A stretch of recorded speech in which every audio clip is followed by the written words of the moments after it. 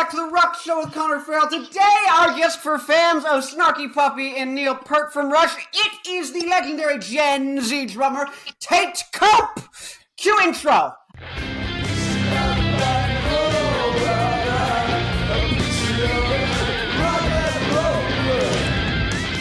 Okay, now that we're back from the intro, let's start off with some rapid-fire questions before delving a little deeper. How does that sound?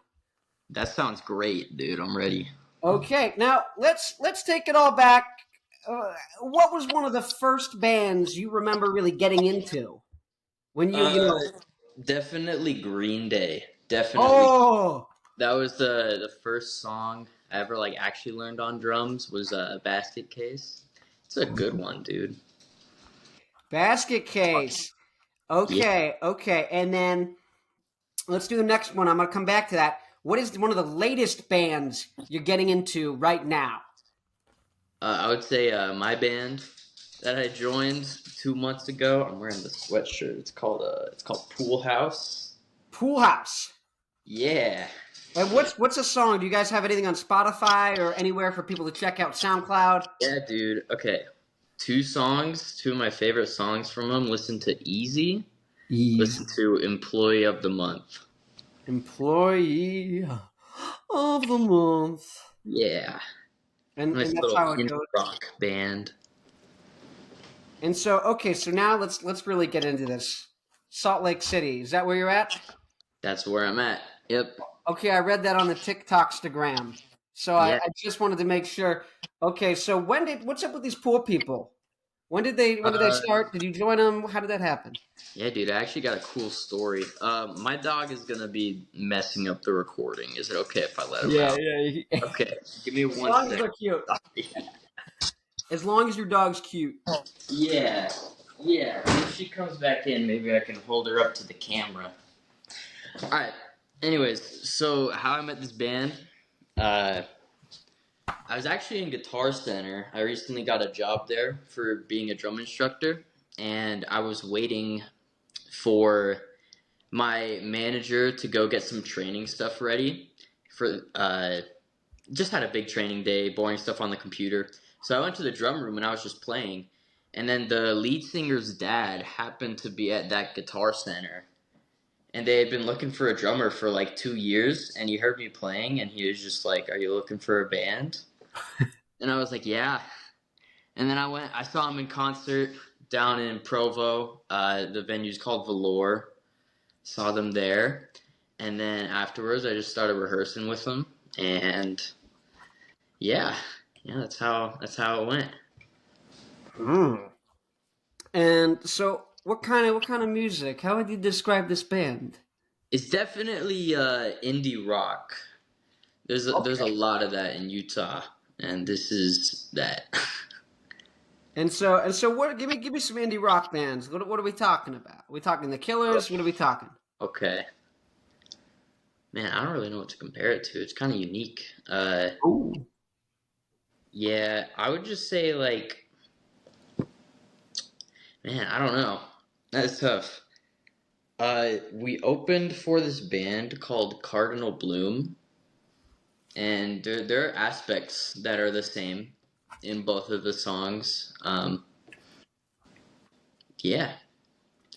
And then there's some killer stuff in there too. A lot of the drumming is just, easy, nice, fun, danceable drumming, but some of the parts are really cool. Like in Easy, there's this little part that happens. It kind of displaces or makes it feel like the quarter note of the song is displaced. If you listen to it, you'll know what I'm talking about. But yeah, dude. Yeah, what? Okay, so how do you approach things as a drummer? Because I play guitar and sing, and I can BS bass, but when I'm writing songs, if I'm like, oh, what do I do for the drums? I think of a similar song, I look up the drum part, and I just put the MIDI in. Oh, okay. So that's my understanding of drumming. Yeah. Yeah, that's fair enough. So you're asking what my approach is? Yeah, so how do you approach writing parts and thinking about the role of a drum part in bringing a song together, verse versus chorus versus So, Everything. I mean, it kind of depends on if I'm the one who wrote the song or if someone else did. Like with the Poolhouse stuff, they've been a band forever, so they wrote all their songs, and I kind of just give them what they're looking for.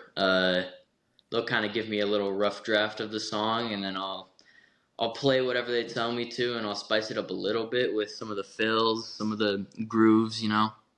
Um, if I'm the one who wrote a song, honestly, I played guitar for like a month. I never got really good at it. The I can play Everlong by Foo Fighters pretty poorly, but that's about as far as I got.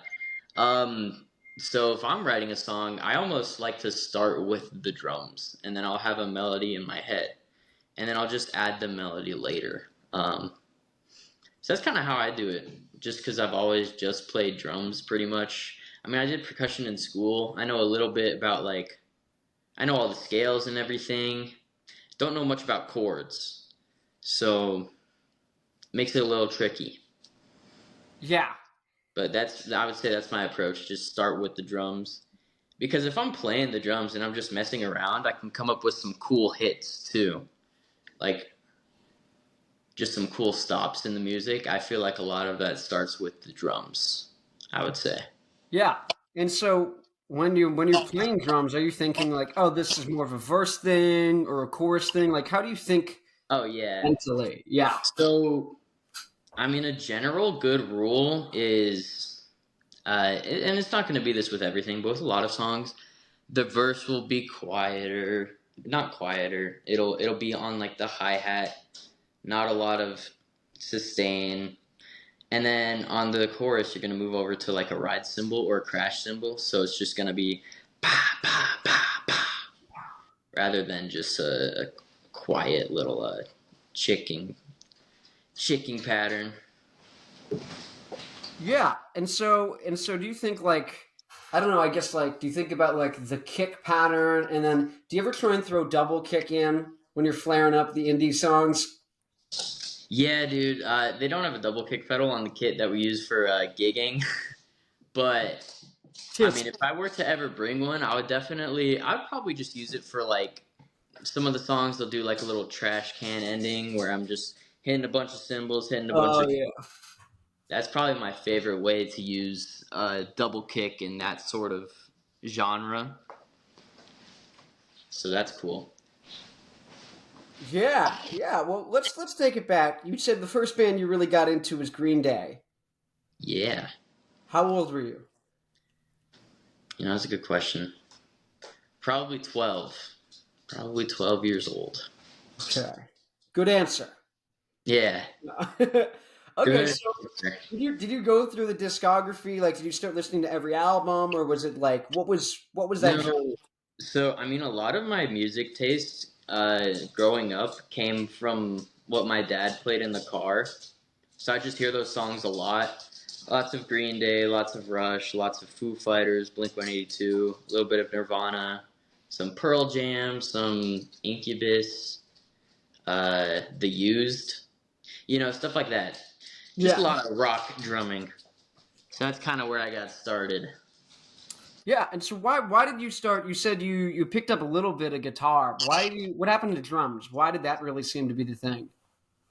Uh, my dad's a drummer, obviously, because you interviewed him and everything. But Yeah, yeah. that's kind of why I started, because we always had drum sets growing up, and I Mm. just thought it was super cool. So I got started in school as soon as I could.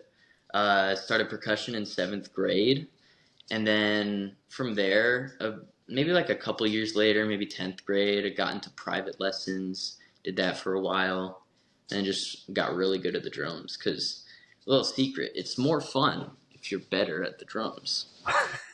That goes with any instrument too. If you're better at it, it's way more fun. I should probably learn that for singing. Dude, I No, sound so like a dying cow if I try to sing. You're not alone. I've never heard you sing. I'm not saying that, no, but I'm not a bad singer. It's a case where like I I don't I don't have enough practice to know how to do things good consistently. But Uh, if I'm in the zone, I can just hit it out of the park. So like if we're trying to get a song, I can have insane great vocals on like a song if I've yeah. got time to like just go at it a couple times. Like if Uh-huh. I can just go at it for like a couple days. Like there was one song where when we were doing the vocals, it made like the pre-chorus. I did something where I was like, holy cow, that was so good, and I only did it on one of the pre-choruses, and so I sit there and I'm almost like, well, now the other one feels lame in comparison because I didn't do it as cool. Yeah, was that like live or was that on the recording? No, it was on the recording, but like Oh, my journey with recording stuff. So I've had a band for 2019, so 5 years now, uh-huh. and and so one of the yeah, so basically we went through a bunch of stuff, but most of it was like I was like, okay, we wrote the songs like to be played with three guys. And then Yeah. we would go in and we would just mic everything and record it. And then we would do the vocals after so it didn't have the bleed of everything. Uh-huh. And what ends up happening with that is you're paying a guy either in his garage or in like a really cheap studio and you're paying him like $300 to do like 5 songs. Yeah. And then you're like, either I'm mixing it myself poorly, or I'm asking this guy for an extra $200 if he can hit it up. Yep. And so you only got like 2 takes for vocals. Like, Yeah. Oh man. Because it's dude, probably by the hour, huh? In the yeah, studio. well, or you could, it depends on how you negotiate it, right? But Yeah. I'm now at the point where I've got Logic Pro, and I realize if I just plug in the simulator, the free stuff that comes with Logic for the amps and the drum samples and everything is so good. It Yeah. sounds incredible.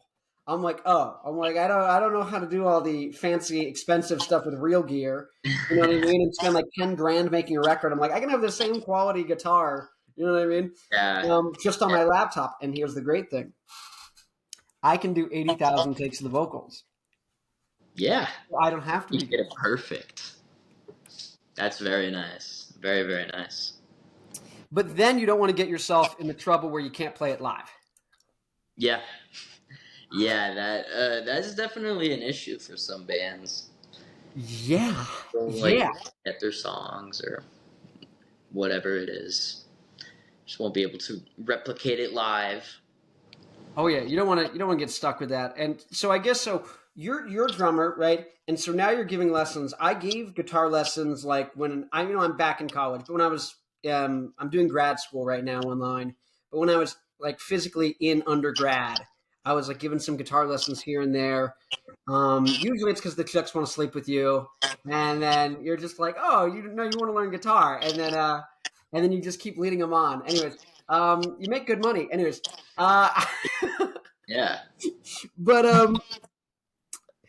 I did realize like I feel like I didn't have like the most revolutionary approach to guitar, but you do realize, and I took guitar lessons for a while, that like there is a lot of different ways you can approach doing the same thing. Like Mm-hmm. you can have two very different attitudes about the exact same set Yep. of like parts and chords, like the same sheet music, radically different depending on how you're approaching it. And so like what kind of things, and that influenced my kind of how I taught, and I kind of conscientiously was like, how do I want to approach things and in what order, and what things do I want to de-emphasize and what things do I want to emphasize when I'm teaching people. And so when you're thinking about drum lessons, how do you approach that? Is there things that you're conscientious of that you remember from when you took lessons? Like how does it feed in?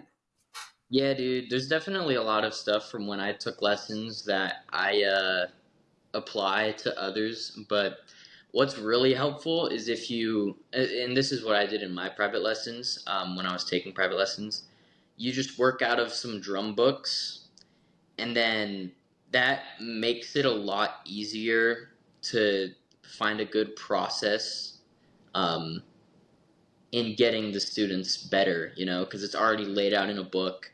They just practice the stuff at their house. They come show you at the lesson. If they have any technique flaws, if they have any rhythmic flaws, you kind of show them, figure out what's going on, and then get them to play it better. And then that helps a lot, because sometimes if you're doing it without books or anything, sometimes you can get stuck because you don't really know what uh, what the issue is for the student. You don't know what exactly is hard about what you're trying to teach them.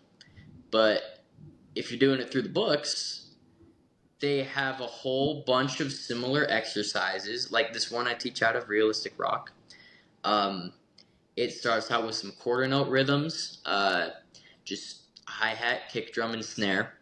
Just a bunch of different quarter note rhythms, maybe like 5 or 10, and then it goes to eighth note rhythms, and then 16th note rhythms. So that's kind of how that book progresses, and then it gets more complicated and more complicated. But it throws one specific aspect at you every time, so that you're not kind of overloaded with information.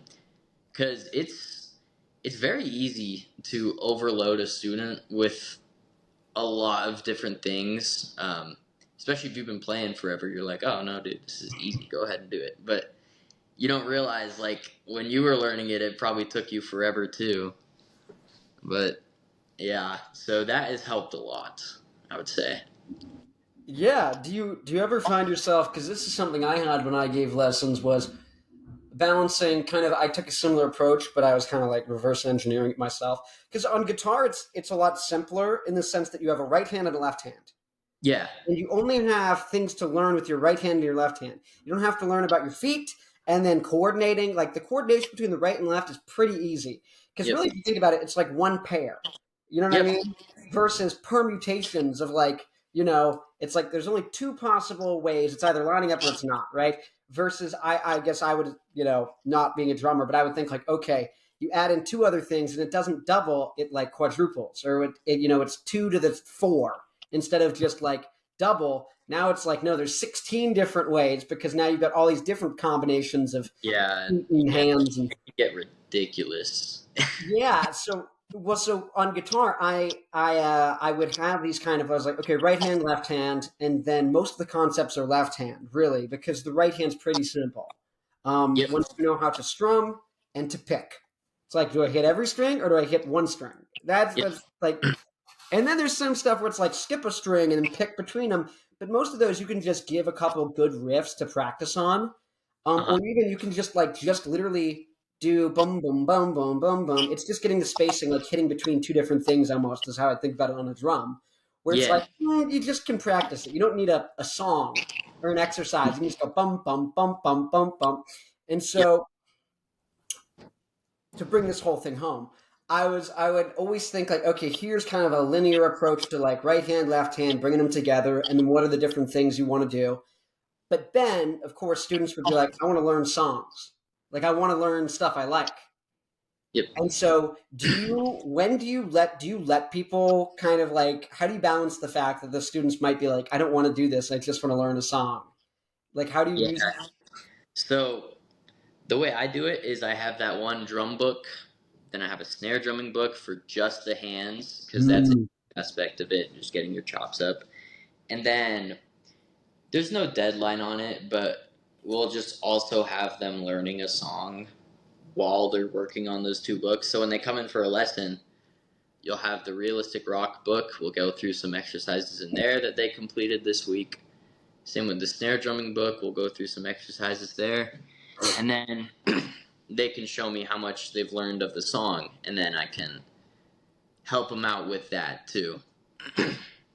So that kind of keeps them sane rather than Yeah. just want to go to lessons. I guess what have you noticed has been or have you noticed anything from students that helps you kind of go like, this student's going to be more successful, this student's going to have better results versus these students? Like, what are those factors that you notice that you pick up on pattern wise?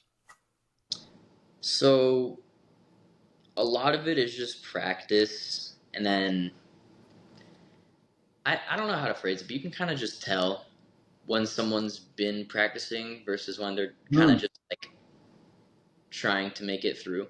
Because if they've been practicing, they'll show you something that they did, and then if you want to try something new that's similar, uh, and they give it a shot, they'll probably be pretty close.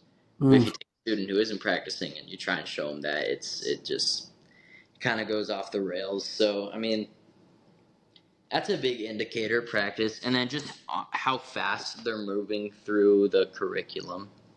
is another one too. Just shows how dedicated they are. Yeah. I Why was do you think most people? Oh, you sorry, you kind of cut it out a little. no worries. Why do you think most people start taking lessons? Well, I did it because I just wanted to get better at drums. Because I just thought it was fun. And I think that can be true for a lot of people, especially for kids to teenagers. They'll just go into lessons because they want to get better at drums. You know, they have a lot of free time. For older people, I would say it's probably because they've been stuck in a rut playing the same things over and Mm. over again, and they're just like struggling with like creativity or how to improve. So that's kind of why they gravitate towards taking lessons. Yeah. What do you think is like kind of the end goal? Do you think people age out of needing, and maybe not needing lessons because you can always learn something?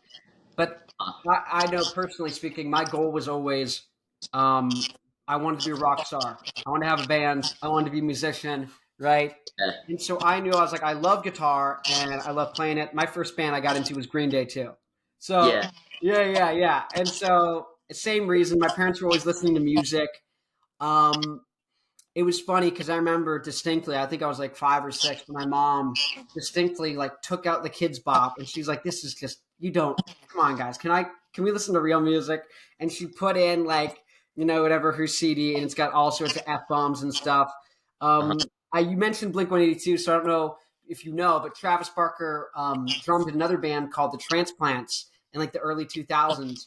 Oh, okay. And they have a really good record, and there was a song called Diamonds and Guns off there, and like it's all like gangster like solo dudes from LA, like, Yeah, and it's like super hardcore, and they're like it's just super messed up, like people dying in the hood and all this stuff, and just swearing in person, and like hoes and pimps, and the chorus is woohoo doom doom doom woohoo doom, and so me is looking like yay, and it's yeah, just so funny, but that's like a core memory, like a song where I can go like, I could tell at a certain point my parents were like, I want to listen to good music. Like, I have enough respect for you as a kid. Like, don't say this in class. Like, yeah. this is cool. Uh-huh. And so, but so I then when I really got into music, it was Green Day, and I really loved. I remember I have a core memory. My dad's from Toronto. He moved away there though, like when he was like in high school, so he wasn't there most of his life. But he grew up there, and so we have a lot of family there. And so as a kid, we visited a lot. I haven't visited recently, um, but I have a core memory of like being like 7 or 8. I got like the worst earbuds. I'm walking around Toronto. I got my iPod, like the oldest, like the first one. It's got a screen, but like it's the first time they had screens. And I'm Yeah. like, boom, I'm listening to Shenanigans by Green Day. That record. Uh-huh. That record. I'm like, Dookie, who am I, a poser? I don't even know if I've listened to Dookie all the way through before. Like, I'm crazy. Really? When I find a band, I just go through the records and I like, let me find all the songs that are good and let me find the overlooked ones. And I try and like speed run it. But if I don't get through every album, I end up where like I know one Pixies album that's not their album with hit songs on it, and I know all the songs that I would call hits off of it, and I know nothing the rest of their catalog. Like, you know Yeah, what I mean? So yeah, I've ended up in that scenario where I can name you like 50 random songs from bands that aren't ones that people know, but also yeah, be like, don't you know this song? I'm like, I have no clue. yeah. It's a long story. Funny. Basically, I knew from day one, I was like, I want to be rock star, yada, yada, yada. So when I was taking lessons, I was like, I need to get good enough that I can write songs and solo and rip. And now that I'm that good, I can play a Polyphia song or two, but I don't really need to be like super technical death metal guy. I'm like, I just want to have a rock band. So, Yeah. I'm like, I'm good enough to play any Rush song. You know what I mean? Yep. Easily. So that's where I'm like, so that was where I was sufficient. And so I kind of stopped taking lessons after that. Uh-huh. And now my limiting factor is potentially singing, or it's songwriting in the sense of arranging, like, how do I get the drums, all these things to work together. And then now my limiting factor is kind of like, I want like lyrics that go with a theme, and I want marketing and imagery, and I want an aesthetic visually and be able to sell merchandise, and then have a podcast so people can find out about the music and can find out about me, right? And so that kind of thing. And hopefully, like 10 years from now, this is a big show. like the Yeah. same way kind of Joe Rogan is, where he can bring on his friends who are comedians, and people see them on there and they go, "Oh, I like that guy," and they go check out his podcast, and then they check out all the people there, and so you can kind of prop up the whole kind of scene. And so I feel like Rock's maybe 10 years behind comedy in the sense that right now you've got, they say, a boom in comedy where all these people are famous. It's like, no, dude, they all get millions of views on their podcast every single week. It's not going anywhere. They're going to continue to sell out giant venues because they've got millions of people in the country that love them. Yep. So that's kind of what I want to do. That's my vision with the show.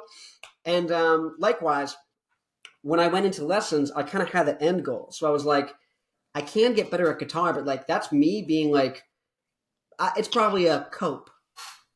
No, I'm sorry. Bro, my friend's named Joe. I was at his birthday party. I'm like, hey, Joe, how's it going? He's like, he groans so hard. Yeah. But so I guess when you're thinking about like, let's go your goals. What are your ambitions? What do you want to do with drums? Like, what do you want to do in life? Because I'm studying engineering right now to get a good job and make money. But I'm like, that's like, I'm hoping this podcast blows up in the next like year or two, so I can quit and I can do this full time and be playing shows. Dude. Honestly, I'm kind of on that similar path. I'm going to college next year. Don't know what for, but I mean, I'm considering engineering for sure. But yeah, just to, have a good job, have consistent income lined up, and then kind of work on the music stuff on the side. Yeah. Teaching lessons would be cool to do. Not necessarily like my end goal to be a lessons teacher. I would want to be in a band and be able to, probably write music, play a lot of live shows, go on a couple tours. I think that'd be awesome. Yeah. Yeah. Yeah, I guess when you think about that, yeah, it's interesting. It's like, okay, so you want to be in a band. Okay, it's like, I get that. And then, yeah, I'm just thinking like, Yeah. I guess, what do you see as the path to getting to where you want to be? Because here's where I was. So are you a senior in high school? I am not. No, okay. I graduated in 23. 23, so like a year and a half ago? Yeah. Okay. Okay, so I started my band when I was a senior in high school, and I was like, I'm just going to gig, and it was right before COVID hit. And for the first 4 months, just gigging. I'm in San Diego, just gigging and doing stuff. It was really working. And then COVID hit. And then the scene never bounced back. And basically what had worked, which was playing gigs and doing stuff live, no longer grew and no longer was a thing that was like worth it. Would take hundreds of hours to like get rehearsed and to book the shows and do them, and you would get like no one would show up when like before. And then we had one show where I think we had like a 300-person venue. We maybe had like 250 people, and it was our worst show ever because even though it was our biggest show, because it's the density of people in a room. It's not the number of people. It's not the, you know what I mean? It's not the size of the room. If you have 30 people in a 20-person garage, it's the craziest show ever. Everyone's sweaty. It's going wild. It's nuts. We played that, and it was one of our best shows ever. And then we play 250 people, and everyone's standing around. They're screaming. They're separate. Yeah. No, I feel you there. I kind of ran into a wall doing this. At one point I built up, and this was the last show, is I built up to a 9-person band, or maybe it's 8. I you know what? People call me on the math on this all the time. I don't recall. Okay. But, I had like 3 horns, a pianist, like I had a whole giant big band, right? Yeah. And they were like, all your songs have the same vibe, right? It's all kind of a vaguely Green Day, early Arctic Monkeys type of thing. And then, they just like, and then like the band just kind of like, everyone was like, nope, I don't care enough. And so it's just like me sitting there. And so I reformed, and then I wrote more songs, and we started gigging again. Really now it became clear there was like, people aren't really going out that much, or if they are, it seemed like, and this was as TikTok and these things started getting bigger and bigger, it was like, there doesn't seem to be, it seems like live is a way to take advantage once you've built up an audience and to actually like realize it into reality, but it's not as much a way to build an audience as it was. And so the only Yeah. bands I've seen do really well playing live are ones who go viral on TikTok or Instagram Yep. Reels, right? Or they built themselves up gigging before everything, kind of fell out Yep. under the DIY scene. And maybe that was just in California because it's so expensive here now. But that's kind Uh-huh. of where I've pivoted. I'm like, podcast, yay! And I'm like, write everything in my bedroom and then send Yeah. it to like my brother. Well, he lives with me, so I don't have to send it anywhere. I'm staying with my parents. Nice. But this kind of idea, like how do you get from where you are to that point, and how do you like kind of make sure that you're not just like humoring yourself but not actually making any progress? Because that's like I think I would say that probably in life is my biggest fear, and I'm kind of like plagued by that I'm like not really ever making progress. Like even if I get a song done, like then I'm like, well, I don't need to have another song done, and it's not even better. And I feel like I always like have an increasing standard, and then I'm like, well, I'm not making much money or any money from music, so it's like, I guess, how can I really tell myself I did anything worthwhile to begin with? What if I'm just Yeah. kidding myself, because everything was hard, because I spent a lot of time on something doesn't mean it was productive, right? And so, Huh. like, what do you think? How do you gauge like if something's actually like getting you closer to the goal of Yeah. doing music? That's a good question. And now that you mentioned it with the gigging and everything, that's another big aspect I forgot to mention. But I do want to be able to play a lot of gigs. I'm with this wedding organization right now. It's called Diamond Empire Band, and it's really nice because we don't rehearse. It's just easy pop and rock covers. We don't rehearse. We each rehearse individually, but that's it. And then we just show up to wherever the wedding's at. We play it, and then we sometimes there'll be lodging. Sometimes we can go back home. So that's a really nice gig. And the way I got that was kind of just through networking through other gigs. So that's kind of a big way I gauge whether or not something's worth my time, is if it's leading to other things. Because this gig, I just did this random gig. My drum set teacher is actually in Utah, and he had to drop out of the gig last second because he had some personal stuff going on. But he gave it to me, so I showed up. I played the gig.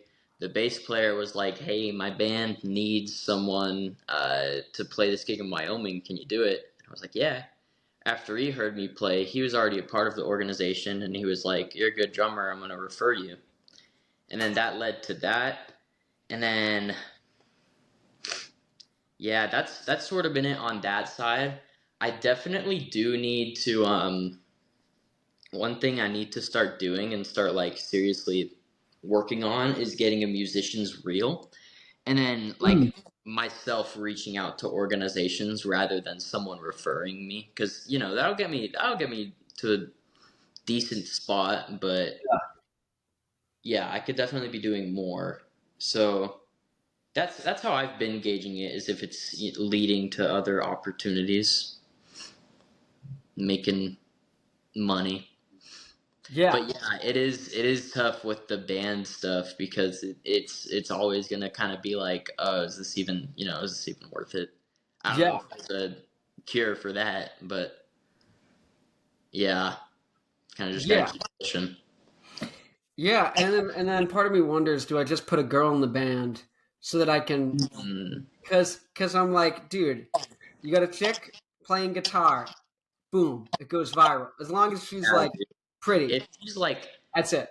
yeah, just like put one cool guitar solo in a song, have her shred it, post that on TikTok, boom, boom. That's yeah, honestly, and it's like yeah. So it's kind of thinking about it's like what just works. Like I'm not here to be like I'm like I'm super cool, man. I just punk DIY and I tour and I make $2 a year and I live in a dumpster. I'm like I'm not here for the authenticity points. I'm like I already don't if I don't like something I don't do well, and if I do like something I do insanely well at it. That's just been everything I've ever done, and Yeah, so that forces me to like have to be authentic, or else it's complete yep, dog shit, and I can't and nothing happens from it. So I just don't do things if they're not authentic. Like when I'm working on a song, like it takes me so long because this is the nice thing too, because I'm so inept at mixing and all this stuff. If I want it to sound good, it's going to take forever. So I need to be like married to the idea of the song. I need to be married to like it That is, forces me to be like, this has got to be something I actually am willing to put 100 hours into. uh-huh. And Yeah. yeah, so what do you think? Do you like so with Poolhouse? Would you be like, hey girl, join the band or like collab on the song and do a solo and like post on Um, TikTok? Like, yeah, I mean, definitely could. It's not really like my band. I didn't make any of the songs. yeah. I don't call any of the shots. I kind of just show up, play drums, have a good time. Uh, yeah, but I mean, I don't doubt that that might be a good idea. Have some girl doing something, playing guitar, and you then just post it around. you get that video. Damn. Yeah. So I guess yeah. What are you looking forward to? We're coming up on 2025. Do you have anything you're like looking forward to this next year that you already kind of know is going to happen, or anything like that? I don't necessarily know for sure anything's gonna happen.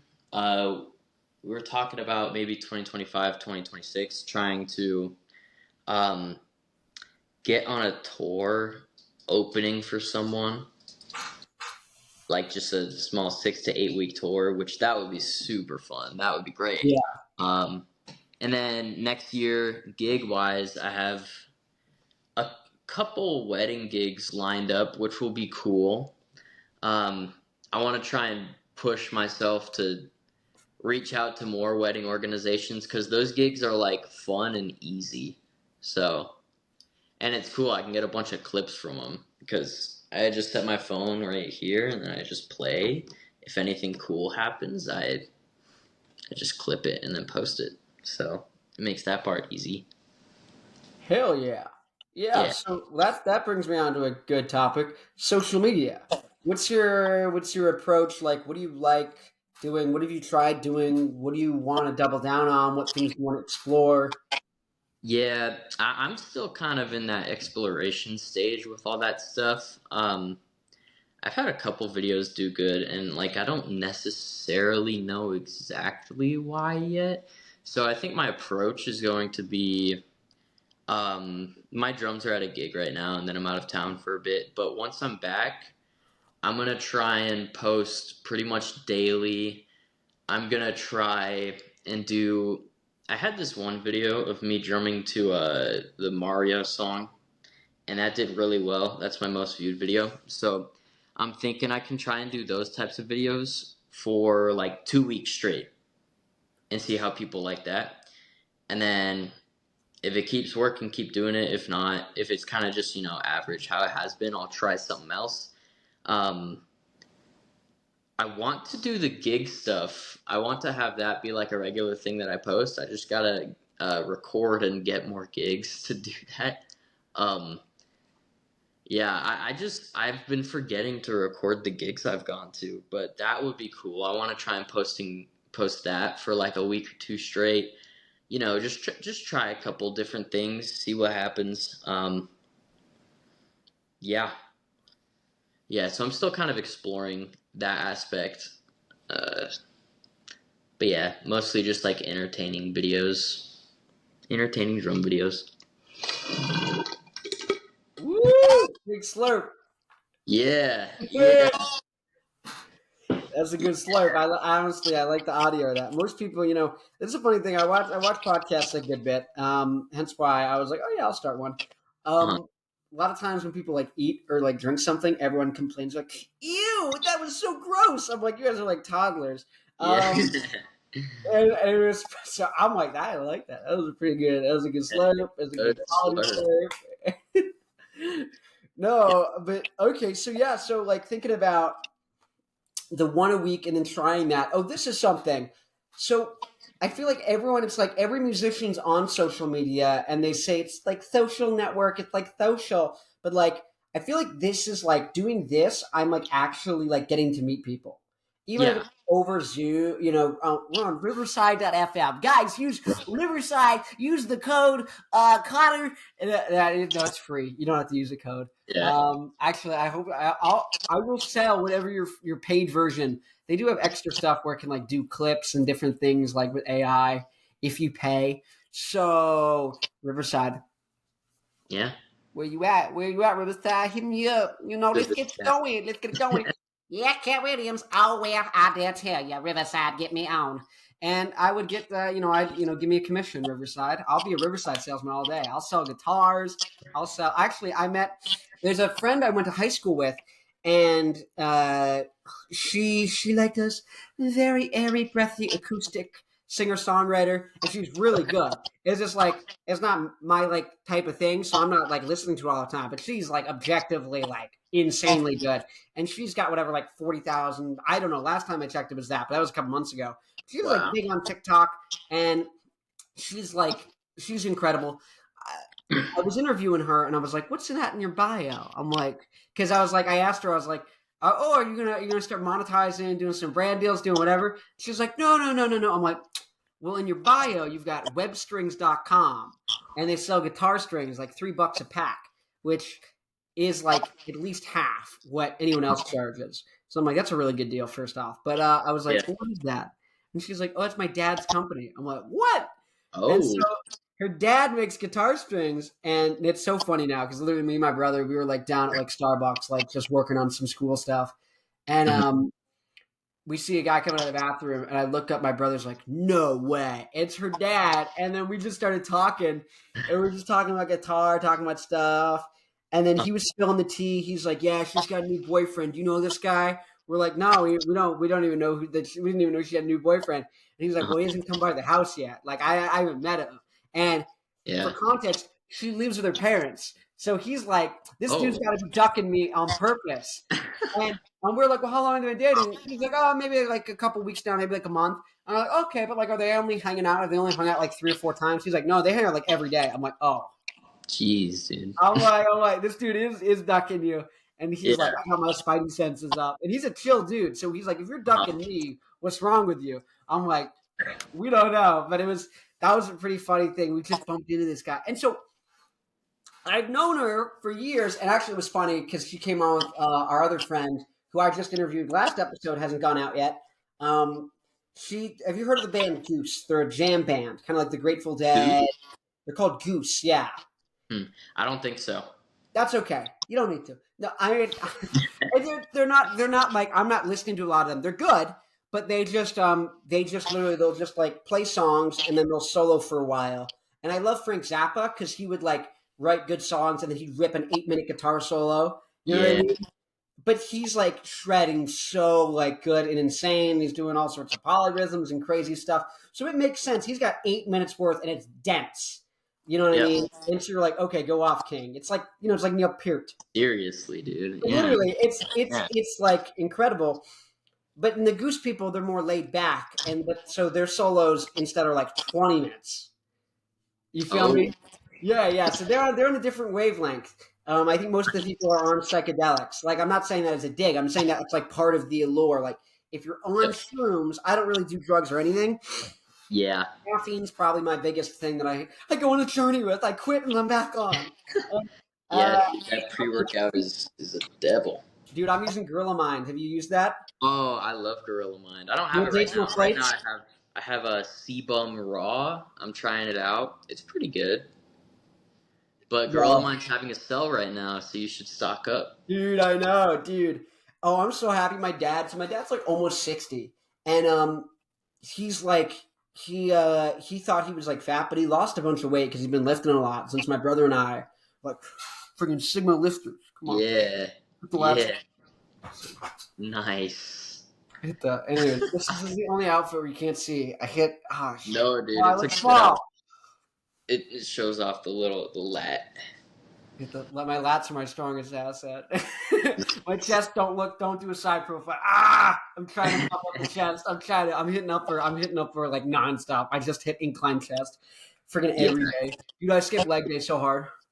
Dude, I'm not gonna lie, me too. Yes, dude. Yeah, Who needs leg day? Who one a week? One a week is good. 1 a week is fine. That's more than My good. legs don't recover. Like I'm telling you right now, my quads are still dead. My hamstrings. If I do more than like 2 sets of like leg curl after doing some leg press or squatting, like my hamstrings are dead for a week. Yeah, dude. Sorry, No thanks. sorry. No. Uh, what are you talking about? Oh, I was seeing this band Goose. So okay, here we go. Here's my point. Yeah. So Yeah. I interviewed my friend Maya, and so she's been following this band around for forever. And she met another chick also named Maya. By the way, I've dated 4 girls named Maya, and one of them just hit me back up because we matched on Tinder. And that's what you get for Nice. dumping me. They come crawling back. That's what's happening. They always leave, but then they come back. Anyways, Yeah. I swear I'm not on anything but caffeine. No, this is me actually like low No, energy. dude. I believe it, I got some frontman energy going on. Yeah. dude. I'm just a court white boy. That's how it do be. Yeah. Yeah. Yeah. Woo! Okay, what was I saying? Okay, so Maya, and she met another Maya, and they both follow this band Goose around. And so now she's graduating college and moving in with the other Maya and her husband somewhere in like Illinois by Chicago. And then they're going to have a podcast called the Goose Cast or Goosies. And they're going to be literally like doing goose stuff. And the Goose has a pretty hardcore fan base, so I wouldn't be surprised since they're probably the only Goose podcast if they genuinely in like 3 months are making like $200K a year off of like their shit. And Jeez. so, but that's I'm like that's the goal. That's the goal for me and my brother. I want just me and my brother. I want to make like 200K so we can do all the stuff. No, Yeah, dude. that is the goal. Is like I'm like if I can make 200K. Oh my god! And it's online. I don't even have to go gig and stuff. It's like boom. I'm moving to Thailand, boom, 1/10 the cost of living. So you're living off of 20K instead of, or you're living off of like 5K, and you're saving the rest or investing it into Bitcoin, and then you can Yes. sell people crypto Oh. scams, and then Yeah. I might course. dude. Yeah. Okay, so your father is the drummer in Jinx. That's right. What do you what's up with that? Are you excited? Is that cool? Yeah, dude, it's super cool. I don't know if they're on Spotify or anything yet. They just played their first live gig recently. Yeah, So where was that? I saw them posting about it. I saw your dad posting. Bonfire in Las Vegas. Yeah. I've been to a couple of the rehearsals. Their songs are super cool.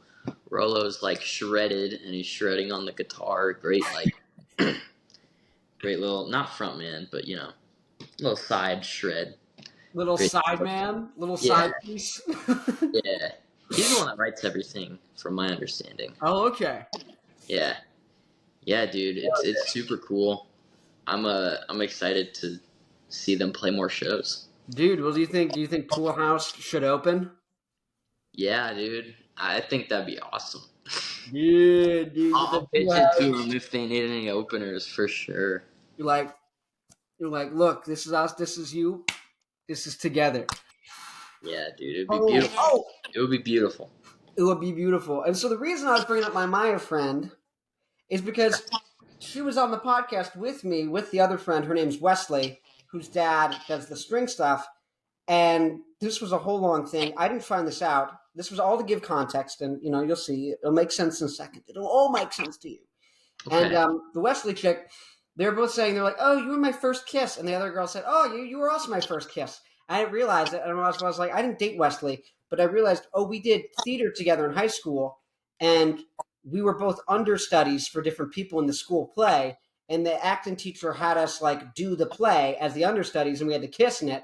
And so she's like, that was my first kiss. And I was like, oh, I didn't realize that. Now, the Maya chick, one of the 4 Mayas I've dated or have been entangled with, if you're going to use the Will Smith, Jada Smith terminology. Yeah. So that I wasn't surprised, but I was like, oh. But all this is to say is, because of the podcast, these people I've known for years, I feel like I have the most actual social and community, actually, instead of just like online, right? So I guess when you're thinking about like online, I've just noticed for me that I actually do feel a sense of community. I do feel a music scene, not really at fucking shows. Pardon my swearing. But at Yeah. shows, I don't really feel that much community. It's like you just met someone once, and a lot of people are like, "Who are you? Do you want something from me?" But if like you're actually like talking to someone, it's like, dude, like you actually get to like meet people. You actually get to know people. Like I had a blast talking to your dad. I was like, this guy's awesome.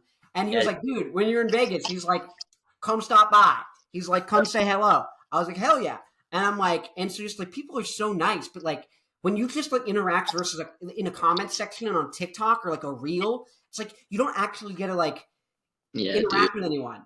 Yeah. So, like, I guess, like, do you feel? Because I feel I'm not maybe not isolated, but I'm just like the scene here is kind of dead, and if it isn't dead, it's like a lot of the bands I'm like I don't really want to go see, or I'm just like I kind of want to focus and like get stuff done. Like I want to like I think I probably maybe not an inferiority complex, but I've got some sort of where I'm like I feel like I owe it to myself. I felt like I think 5 years ago when I started the band, I worked so hard and I feel like I owe it to myself to keep working as hard. So I didn't waste that kid, who was in. Well, I could have been going to parties and doing all this stuff, and all through college, all I did was work on the band and work on that. And Yep. and I told myself it'll be worth it because it'll be successful, and I will be successful at this, and I'll reap the reward then. And then if you get into some of the Rolo stuff, right, you'd say my peak value, attraction wise and things like that will probably be early 30s to mid 30s, right? And so it's Yep. like, do I really care about the opportunity cost of my early 20s? Like if I'm not out there like slanging it and going on tons of dates and doing things like that. And so Yeah. likewise, I kind of, instead of going out and hanging out with people IRL and trying to like be there in that happenstance where I end up bumping into people, because I don't see playing the gigs as productive as doing the podcast and other stuff, I kind of am like here more than I'm out there. Yeah.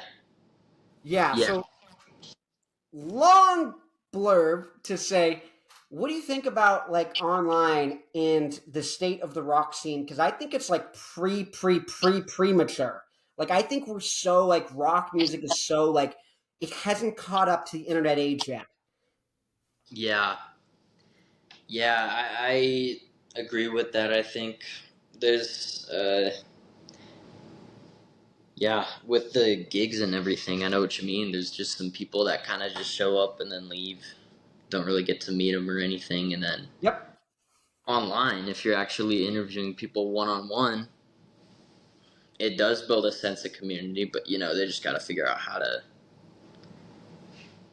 how to get people to start going places and see bands and everything, and interact online. Because there's a ton of people that like rock music, but Yeah. it's not really like a dedicated space for that yet. Yeah. And what honestly, let me give you a question. What good music have you seen in the last couple of years? Like honestly, like it's a friggin' chore for me to try and find good music. The only band that I really like and that's like big is kind of the band The Warning, which is a bunch of Mexican girls, and they're really good. But also when I watch every interview with them, it's just like, so you guys are like women, isn't that really cool? And like the interviewer just wants to like say that for 30 minutes, and you're just like, I want to actually get to see these people and like talk and get to know them, but it feels like the rock like space is so like stuck in this old like, oh, I'm interviewing you and like Yeah, I just don't just get like it. Yeah, yeah. No, I dude. get you, dude. So have you found any good like new music? Like that's why I guess Yeah, I feel bad that I'm not good enough to like pump out stuff and produce stuff because half the time I feel like I'm the only one like making music that I want to listen to these days, and not because it's that's true. It's just because it feels like that because it's so hard to find other people, and it's like no one's going out there and like really being like, "Look, here's good rock. Here's good yeah, rock. dude. Look here."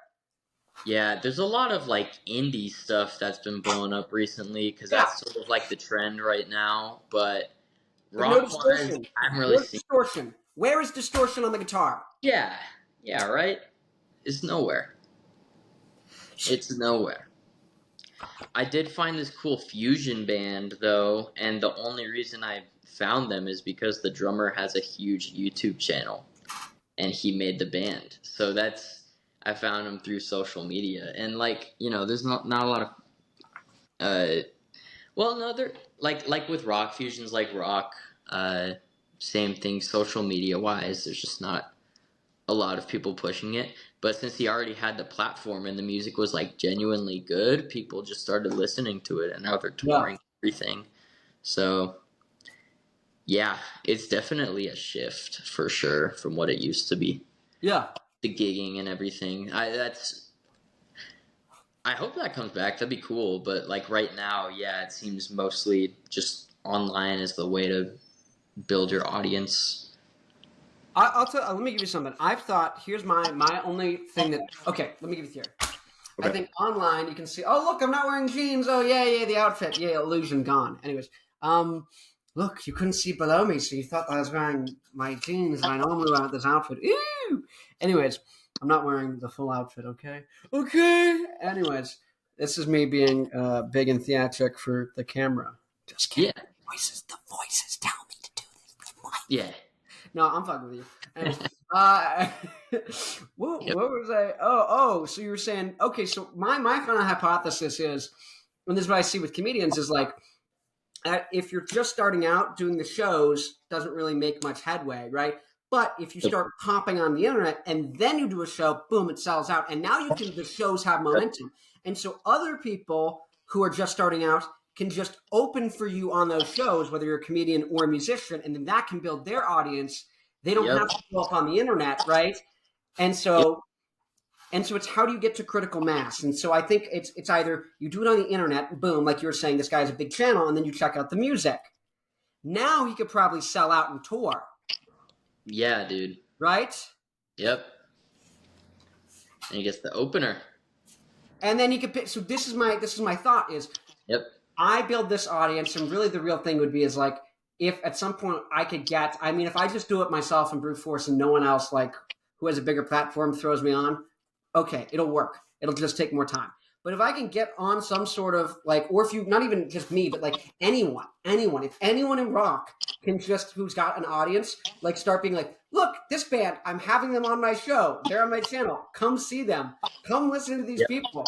Give it like, that's where it's just like, I'm just kind of like, that's where I guess, yeah, I would hope I'd be like, I'm like, Rolo, can you just like have on younger bands? Like, have on. Yeah. That's the thing is you'd be like, oh, my Rockstar 80s passed, and now he's doing Jinx again. It's like, have on Tate. Have on, not Andrew, Tate Cope. Have on Tate. But I was like, House on there. yeah, it's like put Poolhouse on. Like get some people on. Like I'll see sometimes on Instagram, it'll be a band being like, you want new rock back? You want old rock? You want some classic music? Like us if you want classic rock back. And then like I'll see like Rolo liked it. I'm like, Rolo, have those guys on. Like have someone on. Get someone to be actually like we need like a new scene of bands, and I don't want it to just come from the corporate. And so the thing with the Warning, they're cool and they're good, and their latest record kind of sounds like, I don't know if you know Royal Blood, but I think they're awesome. There's a band Royal Blood, they're really good. It's very like distorted, big riffs.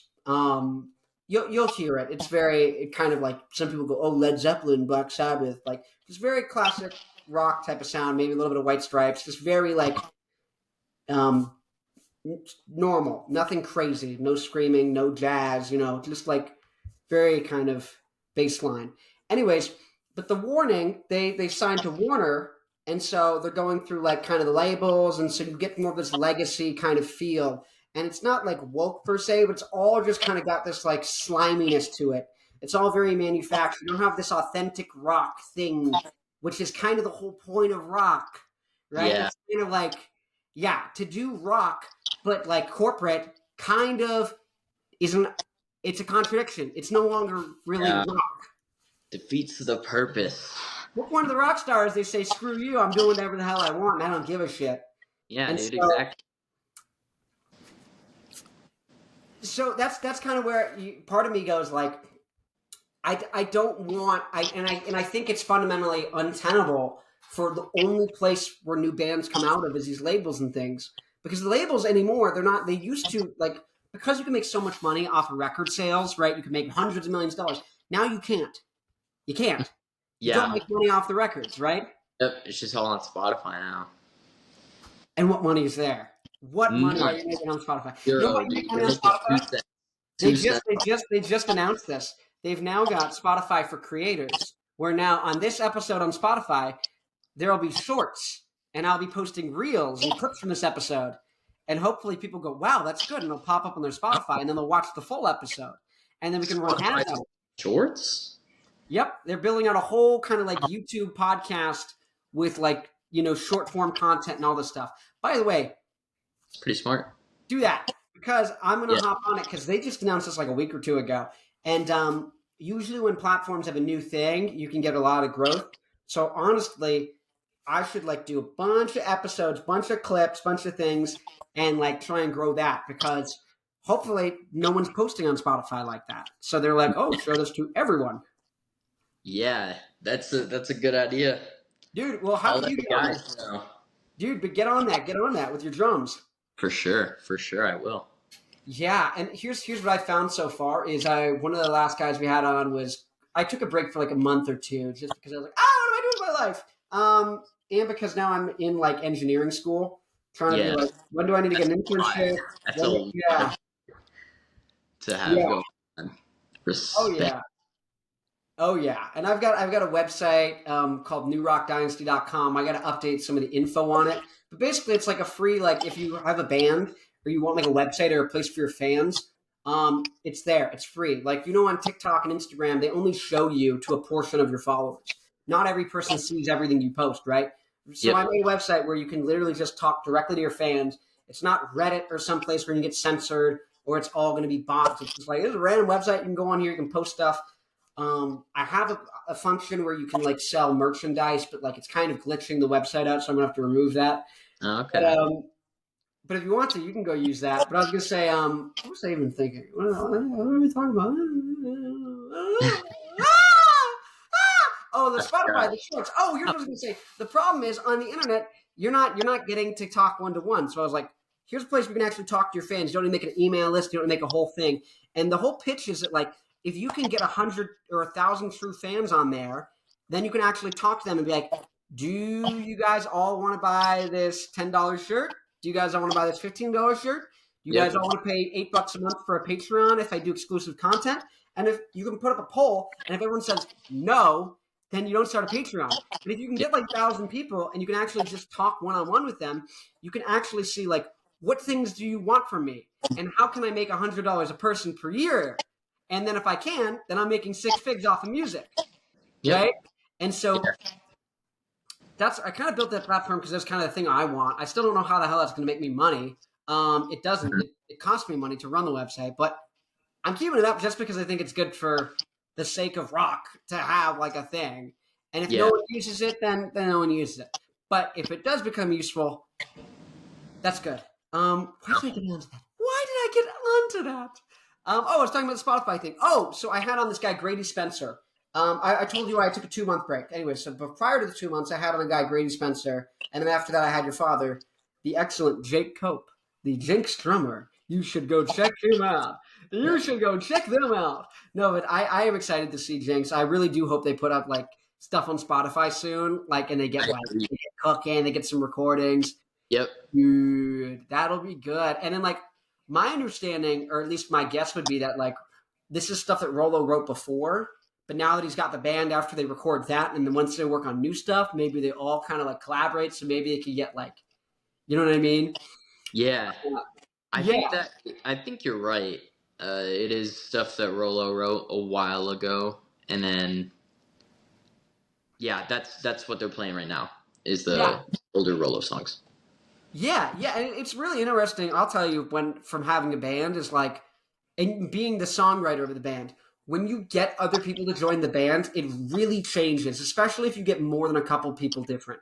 But we just had one person. We had the band go down to, we swapped bassists. It was me doing guitar and singing, same drummer, same saxophonist, but now it was just the one saxophonist instead of the 3, and the keyboard player didn't exist, and the second guitarist left. Right. But then, and the bassist swapped out, and it was pretty much just the fact that the bassist was a new chick. The rest was just less people. The new bassist, and then me saying I want to have a different approach to songwriting. I was like, let me go a little more System of the Down. And then I tried combining System of the Down and the Smiths. I was just like, just let yourself like do just a wider range. So I'm less, because everyone was like, oh, you just sound like, they were like, you're very one note. All the songs have the same vibe.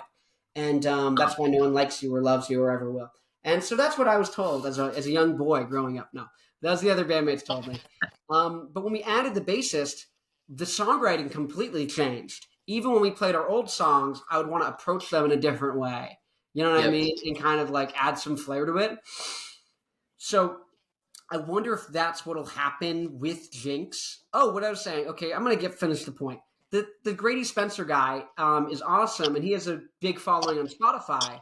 And so his episode alone, we got 1,000 people seeing us from typing in his name, and he pops up when you type him in, and then immediately underneath it is our episode together on On Spotify. Spotify. Versus Nice. if you interview Maynard from Tool and you post it on YouTube, it's you type in Tool on YouTube. Guess what's going to pop up? Tool. Every All single Tool song, Yep. and then 1,000 pages later, still not even that. But if you Yep. go on Spotify and you interviewed Maynard, it's going to go Tool, a Tool song, another band with Tool in the name, Maynard interview, right? Yep. So that's where I'm thinking if you can do a podcast episode called Rush Top 10, even if it's a 5-minute episode, or Rush something, best Rush songs, Rush for beginners, what you need to know before streaming, like something that could stop someone when they type in Rush to go listen, they go, wait, let me listen to this first. Maybe you can get them to listen to you, Yep. right? You know what I'm saying? Yep. So this is all stuff I'm thinking about. Yeah. Yeah, and so it's like that's different. So like my approach for like how do I want to do an episode good on Spotify to build an audience is get someone who already has a lot of listeners on Spotify, right? Yep. And then YouTube, it's someone who just like would be really interesting. And then Instagram, because I'm also going to post like an hour-long version of Instagram because an hour is the max you can do on Instagram, but also Yeah. and stuff like that.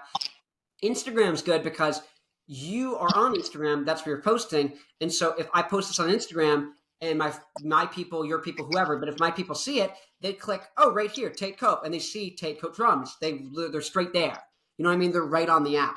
Versus on YouTube, unless you've got a YouTube, I don't know if you do.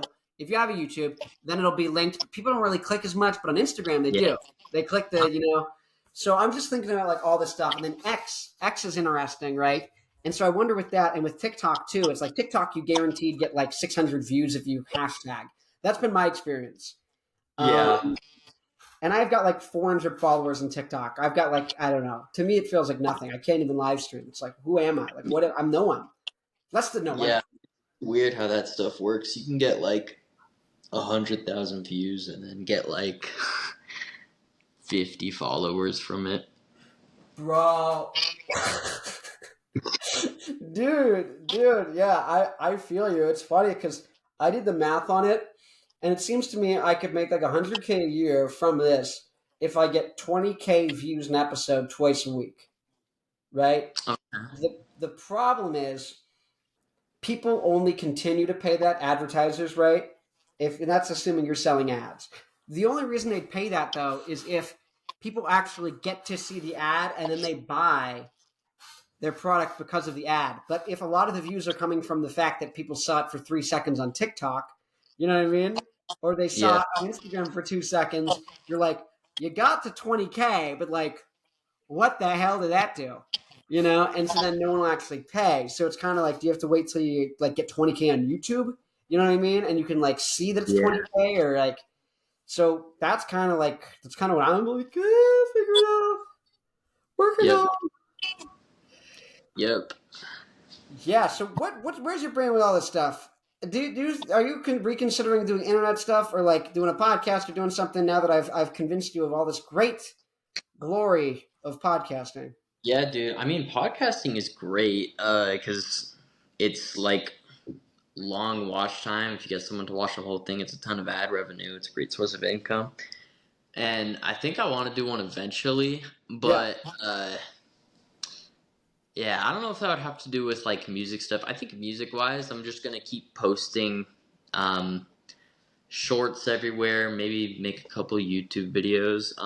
But I just kind of want to get myself out there so that more people will reach out to me. I've had a couple people reach out to me. Nothing crazy yet from the social media stuff, but I've had someone asking if I want to do a tour. They're very, very small artists, but I've been asked to do a tour. I've been asked to There's one more. There's one more thing. Oh yeah. Just join a band. So do a tour, join a band.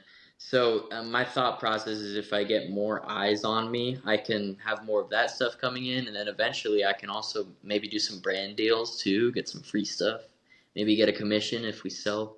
Like Yeah. I know something that some drummers will do is they will do a brand deal with a company, whether it's an electronic kit or an acoustic kit. But they ship you the kit for free. You just do a couple videos playing with it, um, and then I think you probably just make a commission on if anybody buys it from your link, something like that. But Yeah. Yeah. Yeah, I know Amazon's like that. So if you buy this ascot right now, actually it's a neckerchief. An ascot's much longer and it would look ridiculous. And this doesn't look ridiculous at all. So neckerchief, if you buy this on Amazon right now using my link, this whole outfit actually is, I was gonna say Amazon. This originally was Amazon and this was originally Amazon. I had to go to Uniqlo.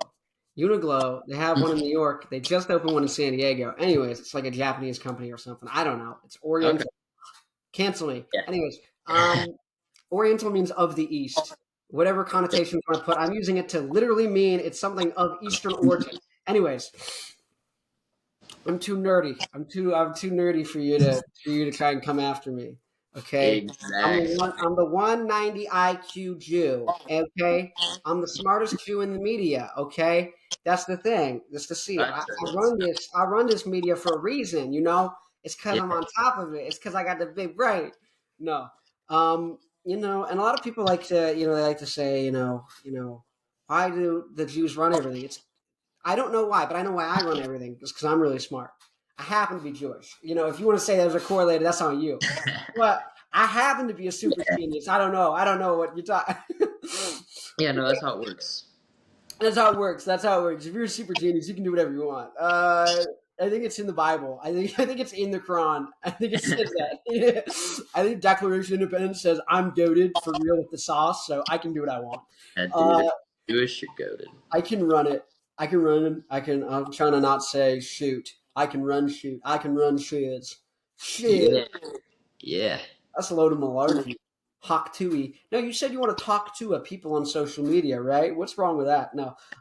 No, you said, okay, band deals, drum deals, things like that. I was thinking, and I think it's kind of stupid, but I think it's cool. If I do a little dragon, for New Rock Dynasty, my website, the logo is a dragon, and I thought it'd be really cool.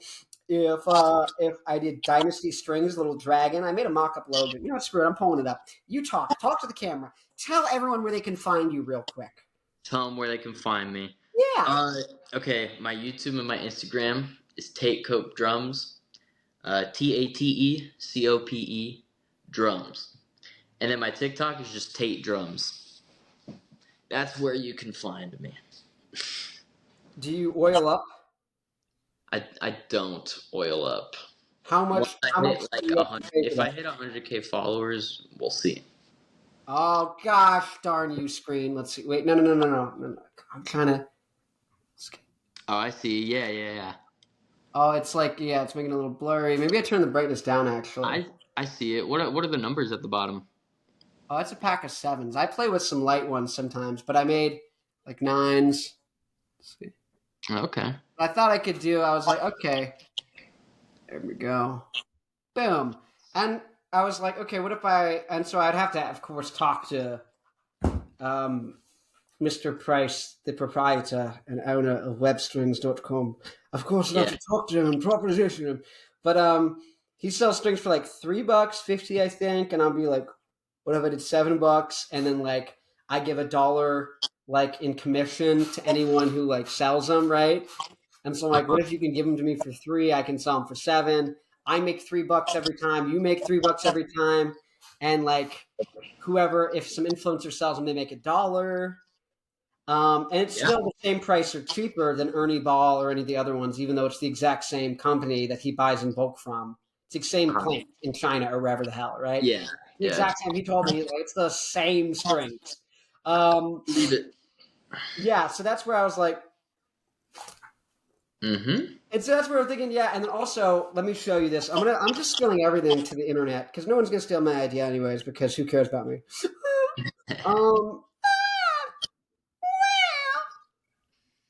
Mommy, uppies. I want milkies. Anyways, let's see if we can see this. Here we go. This is All right. the shape. Wait, let's see if I go. Oh, shoot, let's see. Here you go. You can kind of see that. Kind of Yeah. see that? So Uh-huh. that is the shape of an Epiphone scroll. This was Okay. made in the 70s. Let's see. Maybe I turn brightness down. One sec. I got this. We got this. We're goaded. Yeah. It's got this scroll body shape, Uh-huh. right? And they made this like size in the 70s, and some of them are brown. That's a different type of scroll thing. Let's see. Mm-hmm. But first off, I found this acoustic they made in like the 1912s. It was like a Gibson. Oh, wow. Yeah, and I was like, that's cool for an acoustic. And then you do the scroll for the electric, right? Kind of like an SG or a Les Paul. And so I was like, I'm like, there's a company called Woodwright Guitars, and they make like doom metal like stuff. And so there's the band Sleep, and they've got like a signature guitar with them. But I'm like, would I want to do like this? The patent? There's no patent on the scroll. And so Gibson doesn't own it, so you can just take that design and do it. And so part of me is like, get a custom guitar with a small company doing that, right? And sell those and get a commission. Yeah, Yeah. so I'm brainstorming monetization. And then also I thought about, let me give you this. I gave this idea to my cousin who was our drummer. He's no longer our drummer. He still is a drummer. But it was the idea that basically you find people like lawyers or doctors, use lawyers, but who are like almost retired or want to retire, who already price their time per hour in high numbers, Mm-hmm. right? So if a lawyer's like, it's $500 an hour to talk to me, right? Yeah. $500 lesson. Oh. No, let me tell you the logic behind it. So the logic behind it you have to go is basically, okay, if you imagine taking $50 a lesson, right? Or whatever like a normal lesson would be, with some random or how about this? You would say, okay, if you try and learn everything by yourself, it's going to take you like 1,000 hours. When if you do lessons with me, it might take you 10. Yep. Right? Like if you think about someone just completely Googling how to play drums, and they're like a 50-year-old or 40-year-old dude who's never played an instrument. Yeah. Like, how long do you think it would take to get like where they could get after 10 lessons? Yep. You get what I'm saying? Take a while. Yeah. And so if you could show like, okay, let's say it takes 100 hours to get where you could get in 10, right? Okay, it's like you're going to save 90 hours of your time. How much is 90 hours worth of your time? Well, 90 times 500, I think that's whatever, like $4,000 or something. Yeah. That. Well. It's 45 grand. Yep. Saving 45 grand of your time by going with me. So that means anything less than 45 grand you charge for 10 lessons is a deal. Yep. Right?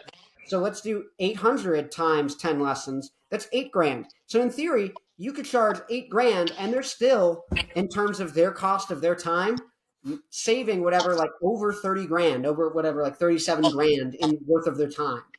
Yep.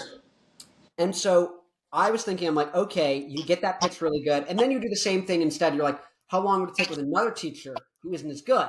You'd say maybe it'd take 30 lessons. So you're like, okay, well then it's saving you 20 hours of your time at $900 or $500 an hour, right? Whatever it is. But basically, you can just show like you're going to save 4 grand by going with me, even though you're like, oh, you're paying $500 a lesson for drums. That's crazy. You're like, no, it's not. You price your time in $500 an hour. You could make an extra 500, and if I'm saving you 4 hours, you can make 500 in.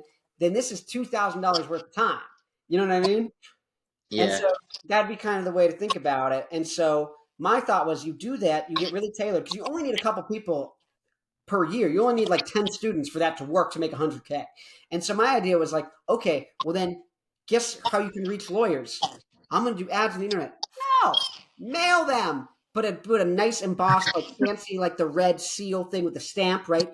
Do that so it looks official and good for them. And then it's tailored and it's fancy. And it's written perfectly for a lawyer. You're like, I am the lawyer drummer.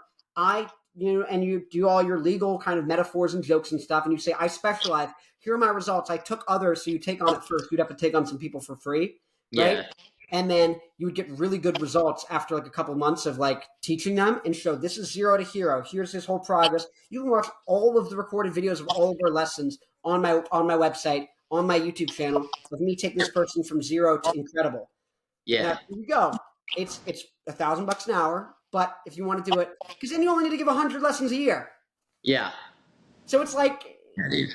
and so maybe that's not the exact numbers, but even if you could do 500 or 300 a lesson doing that, it's like, then you only need 30 lessons or 300 lessons a year times, so that's one a day. One lesson a day at $300 an hour makes you 100 grand. It's like, Yeah, dude. and then that's not including, you can take that money and put it into ads to promote your podcast and your reels and your different things like that and have them blow up.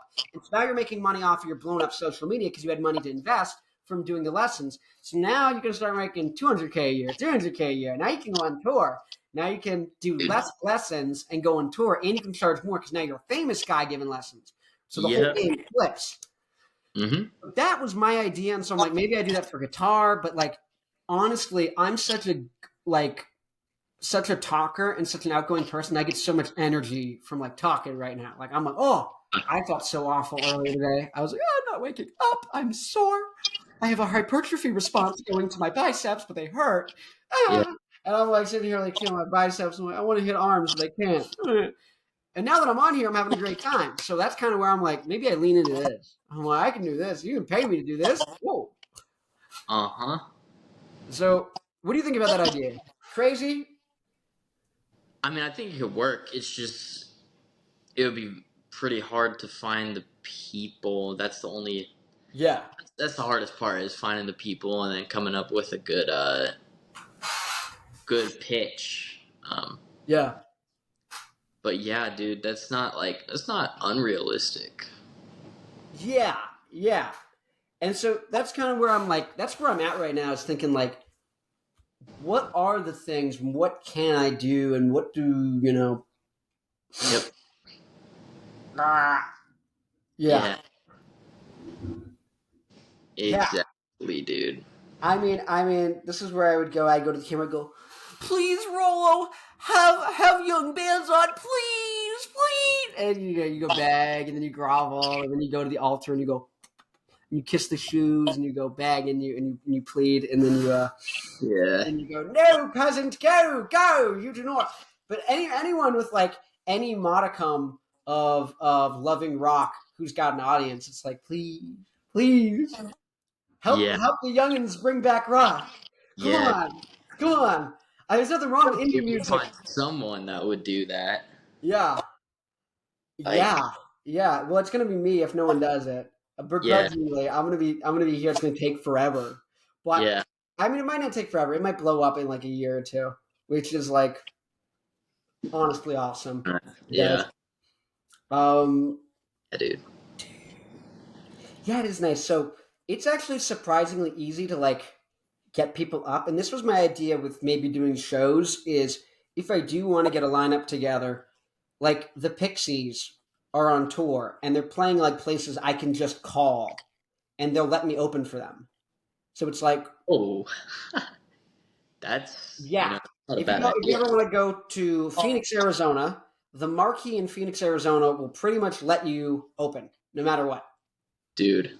I saw a band once and they had 5 or 6 openers there because you just call. You email them. Yes. The Marquee in Phoenix. I would take advantage of that. And then they also I think book for all of the other clubs in town too. So if you do really good, like a couple of shows in a row, like they might start booking at even bigger venues and stuff. And it's just like, that's a big venue to begin with. It's like at least I would say like 1,000 people. Maybe 800. I don't know. Maybe 6, 5. I don't know. Yeah. It's like it's a big venue. It's a proper venue. Like it's way bigger than anything like I think local bands tend to play. Right? You know what I mean? Like you'd have to be like proper, like able to tour the country, like be big. Yeah. So that was my idea too. Is like then I could be like, hey guys, want to come on my podcast? I open for you. Hey. And then be like, hey, Frank Black from the Pixies. I know where your mind is. It's on the Rock Show with Connor Farrell, brought to you by NewRockDynasty.com, brought to you by Bang Energy. No, I will shill out for any company. No, I won't. I have to like the product. Almost any company. Right? Yeah. Right. So that's another idea. Is like maybe I do that, and then you get people like that. But you're doing the gig stuff already. So is there venues in like Salt Lake City that bands come to that are like not the biggest venue or a stadium, but are like the bands are still known, like Black Flag, which is a famous punk band, like they're playing the marquee too. Like I Yeah, think dude. you get Black Flag, you get the Pixies, you get these bands that, like people fucking know. If I put that on a Yeah. thumbnail and I have that interview, it's like, and on Spotify, if I go, Yeah, dude. Pixies, second thing that pops up. Mm-hmm. Yeah. Yeah. I kind of get it. Oh, there we go. Yeah. There's 9 Inch Nails, and there's Oingo Boingo. There we go. Look at my two posters. Nice. How you doing? How you doing? No, seriously, how you doing? I'm doing great. Are you delirious? Yes, dude. Dude, yeah. What are you No, doing I'm after this? good. I'm just remembering the marquee. I'm gonna Oh, dude. Dude, look hell yeah. at this. The marquee. Yeah, I like that would be a drive, but I mean, not that far. I think it's only like 6 hours or so. That's not bad. Oh, really? Yeah, Phoenix, Arizona to Utah. I've never done it. I'm just guessing. Let me see, because it's like 6 hours from Phoenix to San Diego. Let me go. Salt Lake City to Could be Phoenix. longer. Could be longer. Drive time. 400 years. Shit. Sorry, bro. No, it's 10 hours. 9? It's 10 and a half, it says. Oh, okay. So that is quite a drive. Okay, so I never realized Utah's right above Arizona. Yeah. I never knew where Utah and Colorado were. I knew Nevada is like Four that corners. way, and New Mexico's to the right, and California's to the left. I didn't know that like Utah's right up, and then Colorado. Yeah, dude. I'd have to look at a map, but it's either the bottom left or the bottom right side of Utah. There's the four corners. I think Arizona's in there. But yeah, dude. You been to the Grand Canyon? I've never been to the Grand Canyon. You don't need to. Really? Yeah. Really? Not worth? No, I mean you don't need to. You can if you want to. You don't need to. I guess You no. know. Emphasis on need. No. When I went, it was raining and fogged, so we literally couldn't see the canyon. That sucks. That's But if real. we drove out on our way out, and we saw another canyon, and I took photos of that one. Okay. And I was like, "Oh, look at the Grand Canyon!" Yeah. Different canyon. Yep. Different canyon. Equally grand. So yeah, the marquee. So what do you think about that idea of like I'm calling it rub maxing, and I'll tell you why. I'm going to justify it. Okay. Because in pro wrestling, you get the rub. If you're a new, like if The Rock comes in and introduces you to the crowd and you're a newcomer, you're getting the rub and having some of his credibility rub off on you, and the goodwill the fans have is rubbing off on you. And so I'm like, okay, if I can say like, hey, we open for the Pixies and Black Flag, like maybe you can get the rub. Yeah. No, that's a good idea.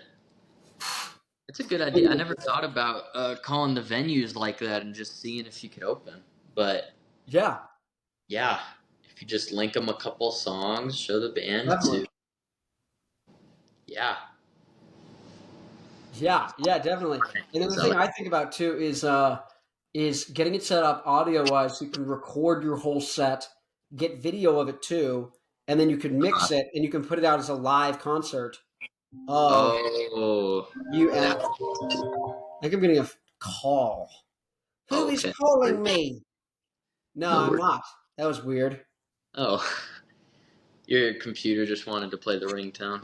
Yeah, it was like, dude, what if we did this right now? Like, this would be cool. Dude. I was like, dude, not cool. So, okay, so how do you feel about your father being in Las Vegas? Are you going to stay in Utah? Are you going to go there? Now you got your Poolhouse, right? Yeah, I already have a ton of connections here, so I'll probably stay here, live here. But, if Jinx ever wants an opening band, I would never say no. Yeah, drive over. Yeah. It'd be pretty sweet. Dude. That was a 6-hour drive. So. See, there we go. That's much better, yeah. Yeah, dude. Yeah. And then you're thinking of going to college in Salt Lake? Yeah. Boom. What's there? Yeah, dude. I'd either go to Slick, so that's community college, or University of Utah. Just depends how far this like band stuff gets. Because if I have to take a break from school for like touring and stuff, I'll just play it by ear. We'll see. Now, that's really wonderful, but I do have a serious question for you. Is this All how you right, let's spell hear it. Utah? What was that? Is that how you spell Utah? I can't see the paper. You know what? You know what? That's really messed up, bro. Bro, that's really messed up. Let's go. Yeah. Let's see.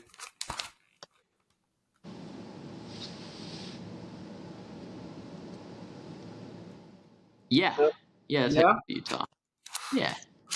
Now, UTAH. confirm or deny if I swapping Tua. two letters. Yeah. Yeah.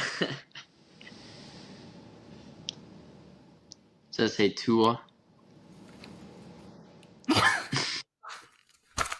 Dude. Dude, we gotta get Utah to change their state name. It would be massive. It would be so massive, dude. So stupid. Put her on the flag. Put her on the flag. What's Utah's flag, anyways? Put like a Mormon Dude, if lady? they No, dude. actually did that, I think it's like a beehive or something. Dude. Wait? So is it snowing there? What's the climate? It's not snowing yet. It It's does snowed a snow. couple times. It does snow. What's the weather like? Because I spent a lot of time in Arizona and it's so hot that it like is awful. Dude, yeah, Arizona's awful. I assume Arizona's kind of similar Yeah. to Texas. I lived in Texas for a couple years, but just super humid, super awful. Utah, it's pretty good. I like the weather, how it feels. The only thing that sucks is the air quality because it's in a canyon. The Salt Lake Valley's in a there's mountains all Really? around it, and then it kind of dips down, so all the bad air just kind of gets stuck. Really? Yeah, so it doesn't happen like too often, but when it does, it's a little annoying. Other than that, I like it. I hate the cold though, so You I'm not hate? looking forward to that, Why do you hate the cold? dude. I think I used to like the cold, and maybe I'll get used to it again. But I lived in Texas for like 3 years, and it was never cold there. So whenever there was like a slight breeze, it's just like the worst feeling ever. No, And you're I'm gonna go devastated. with snow. A mild breeze was Yeah, absolutely bodying you. yeah, yeah. It's not fun. Do you think It's like I think my body adapted to be more suited to like hot weather when I was down there. really? It just feels different now. It's too cold. It's too cold. What do you like listening to? Band wise, Yeah, like what are you rocking to?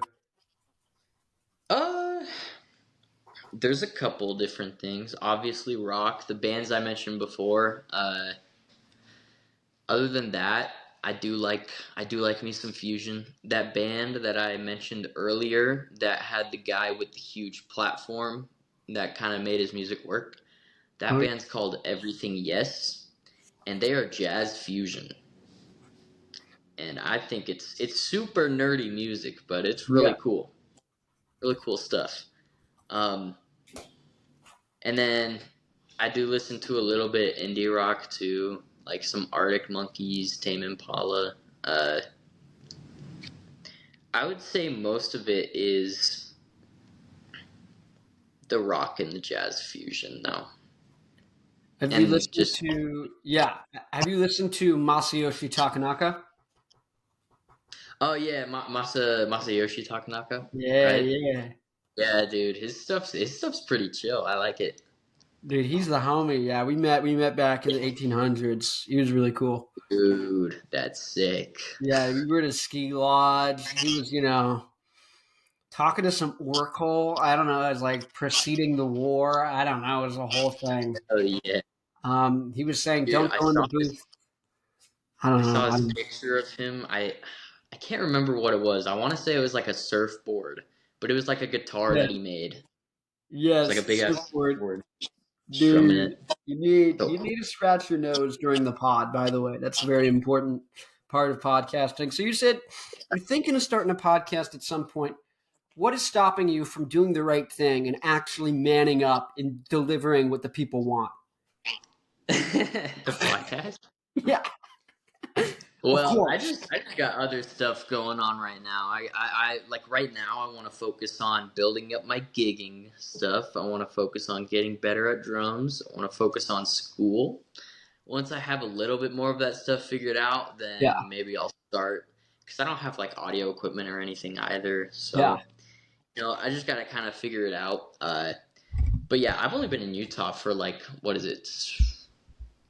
Like 6 to 8 months. So I'm kind of just reestablishing myself right now. Uh, This is the entirety of the audio equipment. nice. I The believe they're mic. $60 or $40 at Best Buy or at your nearest Amazon.com. Yeah, that is true. You don't really need to have the best audio quality to get You want started to know what I out. do for most of my videos? Where now I'm using a computer with a really good webcam, so it's in like Yeah. 2K. Yeah. But OG, I just use my iPhone, and this is like 4K. You just use Yeah, the back dude. camera. It's great. Yeah, and so it's not that hard. I have the focus right. You don't have any audio equipment? I have a Blue Yeti microphone. Yeah, bro. This is the Yeti, ain't it? Oh, really? Oh, no, it's a Oh, snowball. Blue snowball. yeah, snowball, snowball. Okay, I gotcha. Snowball, snowball, All right. snowball, snowball, snowball. Okay, what do you like? TV, movies. What do you like? What kind of art do you like? Like, what kind of like stuff do you like that's not music? Uh, well, for a long time, I kind of just watched a lot of YouTube videos and then listened to music and drummed. My girlfriend's been getting me into anime recently. Skip. Okay, back to the YouTube videos. What kind of YouTube videos you watching? No, Yeah, fuck that shit. You're no, my right. brother. My brother's big Um, into anime. I'm more of a YouTube incel. No, alpha yeah, big incel. No, anyways. dude. YouTube wise, like, okay, so there's a lot of cool YouTube drummers that I watch. That guy I mentioned earlier, his channel is called Zach Grooves. He has a bunch of different cool stuff that he does. Um, there's this guy called R. David R. Ooh. And he he's kind of like the blue collar worker of drums. He will run a bunch of different experiments and try out like wacky drum sets. He had this one video where he bought two gongs and he drilled holes in the middle and he put a spring in between and made it a gong hi-hat. And he had another video where he took one of those same gongs and he sent it to this guy who professionally makes cymbals, and he turned the cymbal, or I mean the gong, into a cymbal. Like, tell me that's not awesome, dude. My two brain cells are like really struggling with this one. No, the Yeah, gong yeah, into a cymbal, bro. dude, How do I it's even write a crazy. drum? How do you write a drum part? Let's just start there. How do I write a drum part? Okay. Well, I mean, the basic drum part, 2 and 4, you get the kick on the 1 and 3, if we're thinking in terms of like Okay. 4/4 music. You get this snare on the 2 and the 4, and then you just have a hi-hat going for eighth notes. That's just like the basic beat of rock, I would say. Eights on the hi-hat, kick on 1 and 3, snare on 2 and 4. Um, Now, as of how you write like cool, complex drum parts, No, a no, no, lot no, of no, no, no, no, no, no. I need to just be. like I need regular to. drum. I just want to be not awful. Okay. Okay, I just need to. okay, The one. This thing that you just said is transformative. I'm like, this is okay. how little I know. Yeah, dude. So that's gonna be the basis. Is Kick on one. either eighth Wait, wait. or quarter note. Slow down. Slow Kick down. I'll slow down. on what? One, kick on 1. Okay. What comes after one? Three. That's where the second kick's going to be You placed. skipped 2. Did I catch that? Did you skip 2? 2 is going to be the snare drum. 2 and 4 are going to be the snare drum. And then you said eighth notes on the hi-hat. Closed or open? Closed. And then depending on what kind of texture you're going for on the song, you can add some accents, either on the downbeats or on the offbeats. Oh, That gives it a cool little feel. so what do you mean accents? What are you talking about? So with the hi-hat, it's 2 cymbals like this, right? Yeah. You can either hit the top, which will give you a quieter sound. So if you hit the stick with the top, it gives you a quieter sound. If you hit the stick on the edge of the hi-hat, that'll give you a more accented, more attack to the sound. So you do that either on the eighth note that's on the beat or the and of the beat. Is that what you're saying? That's what I'm saying, yeah. Okay. Yeah, dude. Play around with that. And then same exact thing I just said, right? Same exact beat. Boom. Except you move the hi-hat to the ride cymbal. Chorus? That's another different texture you can do. Oh, yeah, okay, for like a chorus. Right. And then general rule of thumb, it'll probably sound good if you line up the kick drum hits with the bass player. That can also sound cool. With kick. Now, how do I do double kick? When do I do that? How do I make that work? So I would say you're going to want to do it at obviously like an aggressive point in the song where the guitars are just going crazy. Everyone's like, the song's at a big moment. And then I would do it either with an open hi-hat or a crash cymbal that you're hitting. And I would do it, it depends on the tempo of the song and everything, but usually a good double kick pattern is going to be just 16th notes on the kick drum. You do 16th notes on the kick drum, and you can either do the 2 and 4 with the hands I was talking about earlier, or you can make it to where your hands are synced up. You're just hitting 1, 2, 3, 4 on all of them with the snare drum and the hi-hat. Okay. That's a good little base to start out at.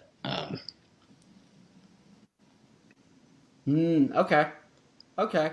Yeah, there's a Pantera song called "Fucking Hostile." I know I don't like to swear, but I am quoting.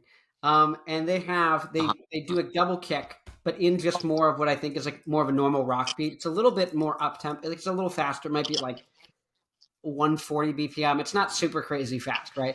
Like but they've got like more of a normal beat, and they throw in like double kick. They just casually, and that's like something I'm like, oh, why don't like more bands do that just in their basic beat? It just kind of gives it more energy, even if the part. That's pretty cool. Because on guitar, the part is literally down, I don't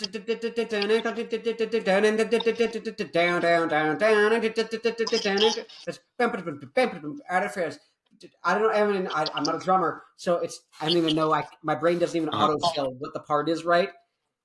I don't know what the normal beat is. I know when he does a fill, he's just like you're saying 16th notes on the double kick. But like the idea of like using, for me, I feel like that's the only thing that I would like want to know how to do is like take a normal rock beat and then how can I throw in extra kicks and stuff, because I think it adds an element of coolness that makes it cool. Like sometimes I've done this before where I've taken a riff and I've changed how much distortion I have on it, and it can either go from an early Arctic Monkeys thing with like no distortion, and if I just change the distortion, now it's a Slipknot riff. And if I change the drumming too, it goes literally the same exact playing, but just it's the amp and the drumming completely changes the sound. Yep. Yeah, it's pretty crazy. Yeah.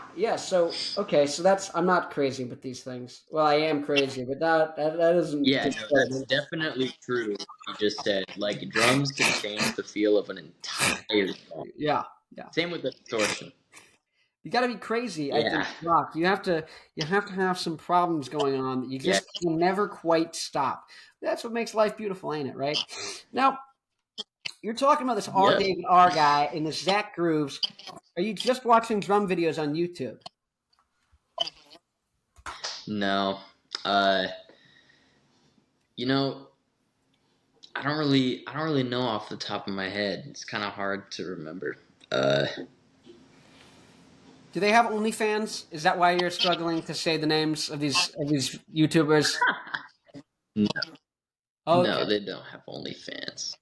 Um, so they have no fans. dude, there's Wow, this one wow, that's comedian. insulting. They have no There's this fans. one comedian. You know, No, they have a couple fans, a couple. But he's not like crazy big on YouTube, like you were saying, but it's kind of like part of that wave you were talking about with comedians getting big on social yeah. media. Um, it's Davi, I Oh, think, and Stavros. the series that I watch is he just like people will call in and say the most absurd shit, like their craziest problems, and it's pretty funny, and it's just Mm, insane what type of things people get themselves into, what kind of man. predicaments, and then they basically just call in for advice. So that's pretty funny. Hell yeah. Does art ever like I know for me kind of the way I see it with music sometimes it's like brute force just keep working on something like works, but at a certain point I need to like disengage and just like re-soak in like what's happening, like take a slow walk, not like I'm walking my dog or I'm going for a run, but like just chill out, like soak in the environment, what's going on, and like Yep. soak in of movie and like really feel it if it's a good movie that really hits me. Like even if I'm like eating like a piece of food, I'm like, oh, this is so good. I like Ratatouille. I see the colors in my head. I go, take a bite of this, Yeah. and a bite of this, and together, and like sometimes like I got to do that and like resensitize myself, and like or like if I look at like some paintings and stuff, like I think that's, but I have like a book of like Salvador Dali, like just like kind of like crazy, wild, like surreal art and stuff. And sometimes if I look at stuff like that, Hmm. I'm like, oh, and then I can like get inspired because then I'm coming from a place of art when I go back to the instrument rather than a place of like, this is a chord, this is a way to hold my fingers. Instead of thinking about the details, I'm thinking about the emotion rather than the Uh huh. logistics, right? And so, do you ever Yeah. like, yeah? What's your relationship with that? Do you do any of that, or like, is like, what's that? I never really have. Um, but I will say if I can like imagine different scenes in my head, and then that'll help Mm. me get inspired with music. Like if I imagine like a rainy day, gray clouds, and just like thunder and lightning everywhere. Immediately, that kind of reminds me of a sort of like Dream Theater. I don't know if I mentioned him Yeah, earlier, but I really like too. Um, Sort of like double kick all over the place, huge distortion, guitar riffs, and all of that.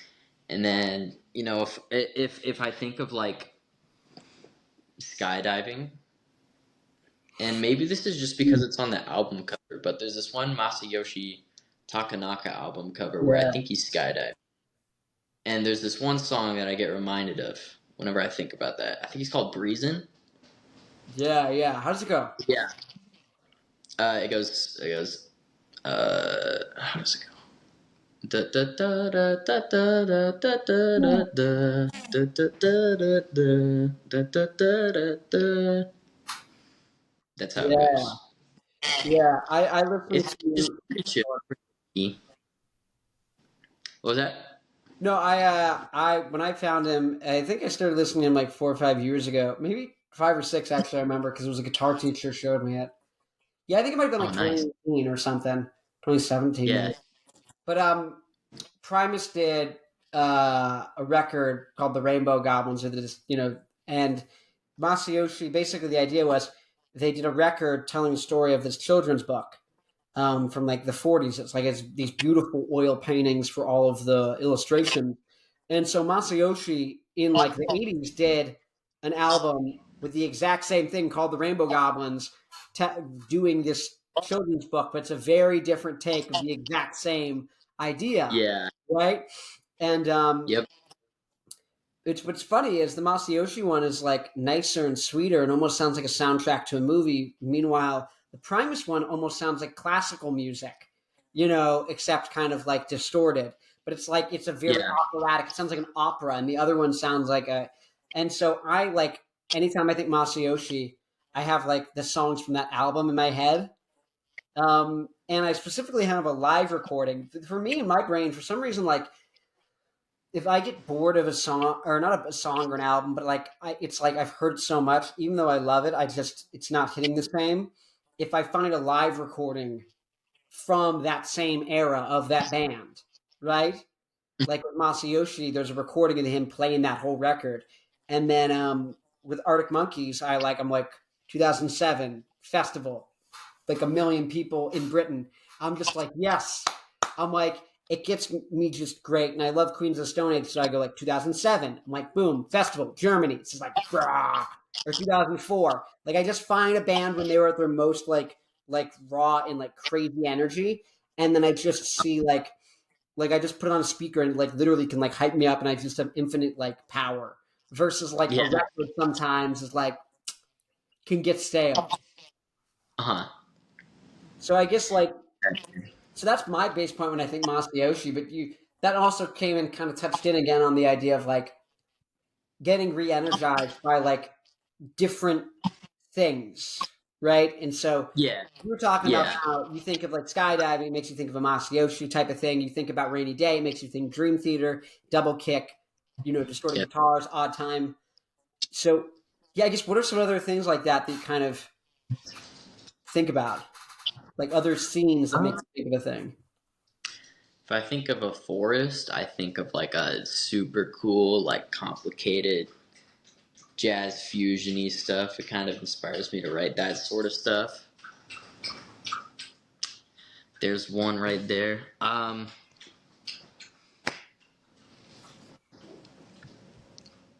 Yeah, I don't know.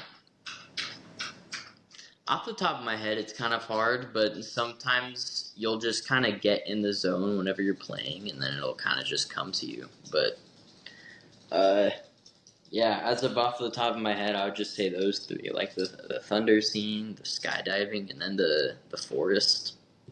But it's cool. I've never tried to write a song thinking about that stuff, but my teacher, my senior year of percussion, did. He wrote this piece and we played it, and it was called Thunder Snow.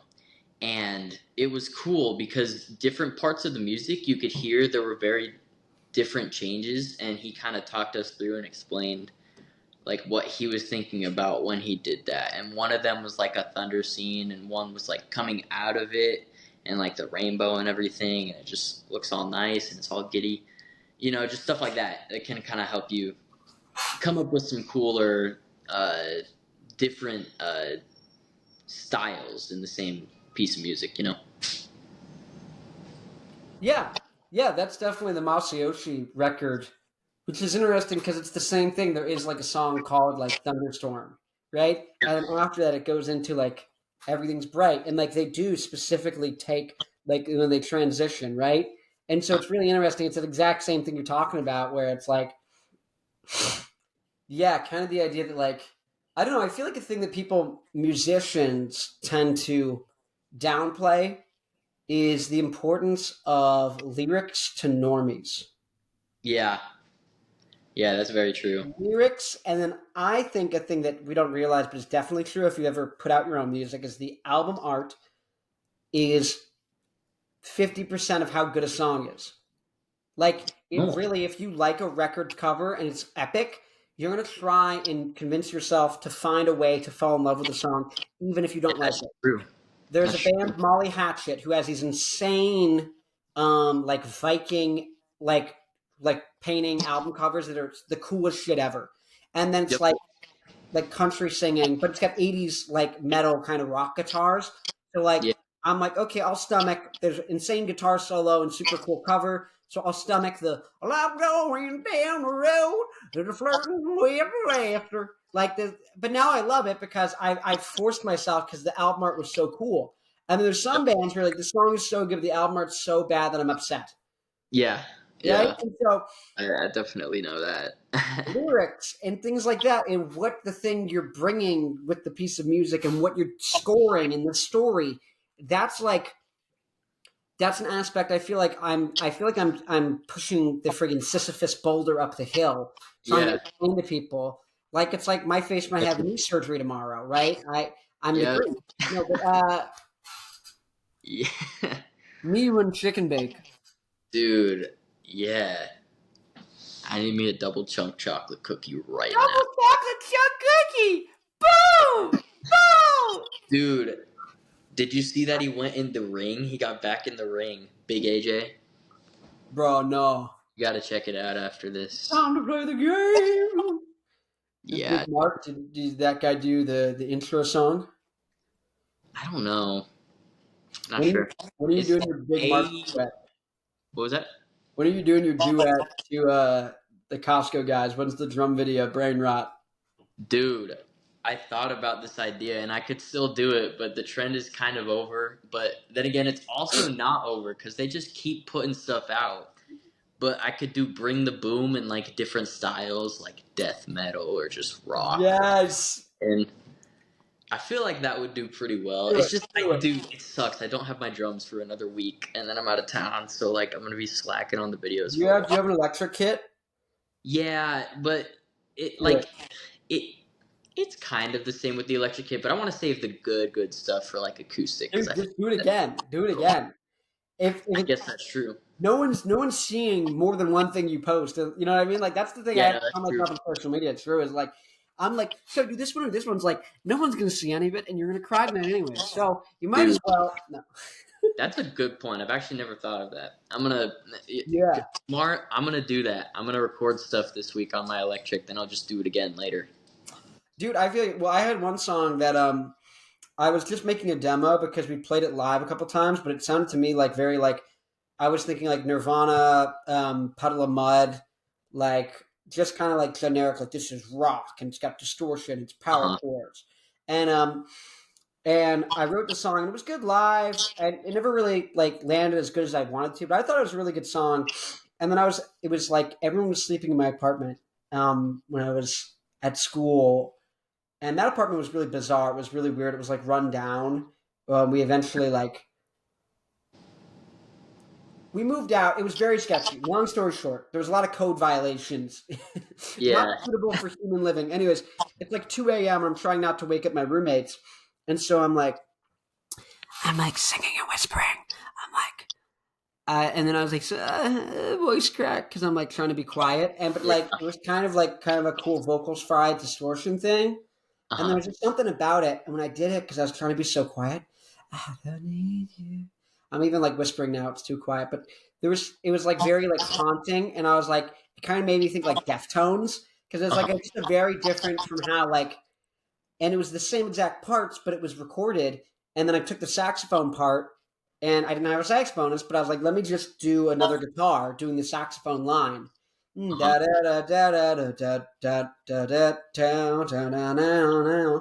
And I was like, dun dun dun dun dun dun dun dun dun dun dun dun dun dun dun. It was like the chord, power chords. Bum, bum, bum, bum. Anyways, but the whole point was I did this whole thing, and it's such a different vibe. Oh, here's what it was. It was such a different vibe, and it was imperfect and weird and wasn't good. But I had it on my hard drive so long that I was like, I'm just gonna put it on DistroKid, put it on Spotify. Yep. I put it out, and then like our saxophonist hit me up because this is when I was like away out of town for like a year, and she was like, "That song sucks. Why did you do that? Like, it gives me nightmares." But I'm sitting there, I'm like, because no one's listening. Because like no one's listening to it. You know what I mean? Like honestly. And Yeah. like, and I think it's a cool texture, and I just wanted to like put it out. Because I know how I would normally do something like make it sound like Green Day kind of version or like Yep. Nirvana, like um but I was like, let me put out this weird version. Uh And huh. like and it's because it was that idea. It's like I can put it out on the electric and I can put it out on another thing. Like I Yep. love Frank Zappa, and one of his biggest records, Apostrophe, has like every song is really good except for one, and it's Stinkfoot. And it's so bad on the record, I'm like, it ruins the record. But guess what? they play the song live, and they have a bunch of live records, and it's completely different from the record, and it's my favorite song. This one specific live recording is my favorite Frank Zappa song, and so it just kind of shows me like, oh, even if you're not super proud of like the version on the recording, if you want to do it different later, just play it live, record it, and put it out on a new thing. Like Slayer's first record, I think sounds awful. And then their second record is all the same songs live, and it's my favorite record from them. Wow.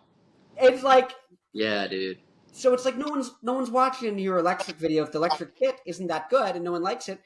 But what if it is good? Then you don't even need to re-record it. Yep. Boom. Yeah, dude, that's a great point. Portals. Think with Portal. You know, Yeah. like video games, it's like that, but in real life. Yeah, dude. Yeah, dude. You Yeah. watch podcasts? What do you watch? I do. I have watched a couple episodes of Joe Rogan. I don't like actively watch it. Yeah. I do. But You do? I get why, yeah. Sometimes Yeah, I still skip get it a around lot. to it because they're long episodes and it's kind of like, yeah, it's just a lot. But I like it whenever I watch it. And then there's this other episode, or not episode. There's this podcast I watch called Chuckle Sandwich, and it's pretty stupid. It's just like stupid entertainment, but I like it. It's funny. Yeah, that's pretty much all I can say about that one. I think that's pretty much it podcast-wise, just those two. Dude. I thought you were watching Stav. Is that just clips from... No, I just watched the clips, dude. Yeah. Dude, you're a sophisticated clip enjoyer. I respect it, dude. Yeah. Dude, you're out there crushing it. You don't got time to be listening to like Stav, like talk to a guest for 4 hours. Yeah, dude, I can't. I just gotta watch the funny clips. Dude, you're like, give me the hee funny. Dude, I want to see the hee funny. Yeah, dude. Yeah, I actually got into that because I was on a road trip and then it just popped up. And then since I was on a road trip, I had nothing to do. I just kept letting it play. So that's kind of... I didn't even know he had like an actual podcast until a couple in. I was like, oh, this looks like a podcast setting. It's pretty funny. So you're not watching the Talk to a podcast? Unfortunately, since I can't find any Lunchly, no.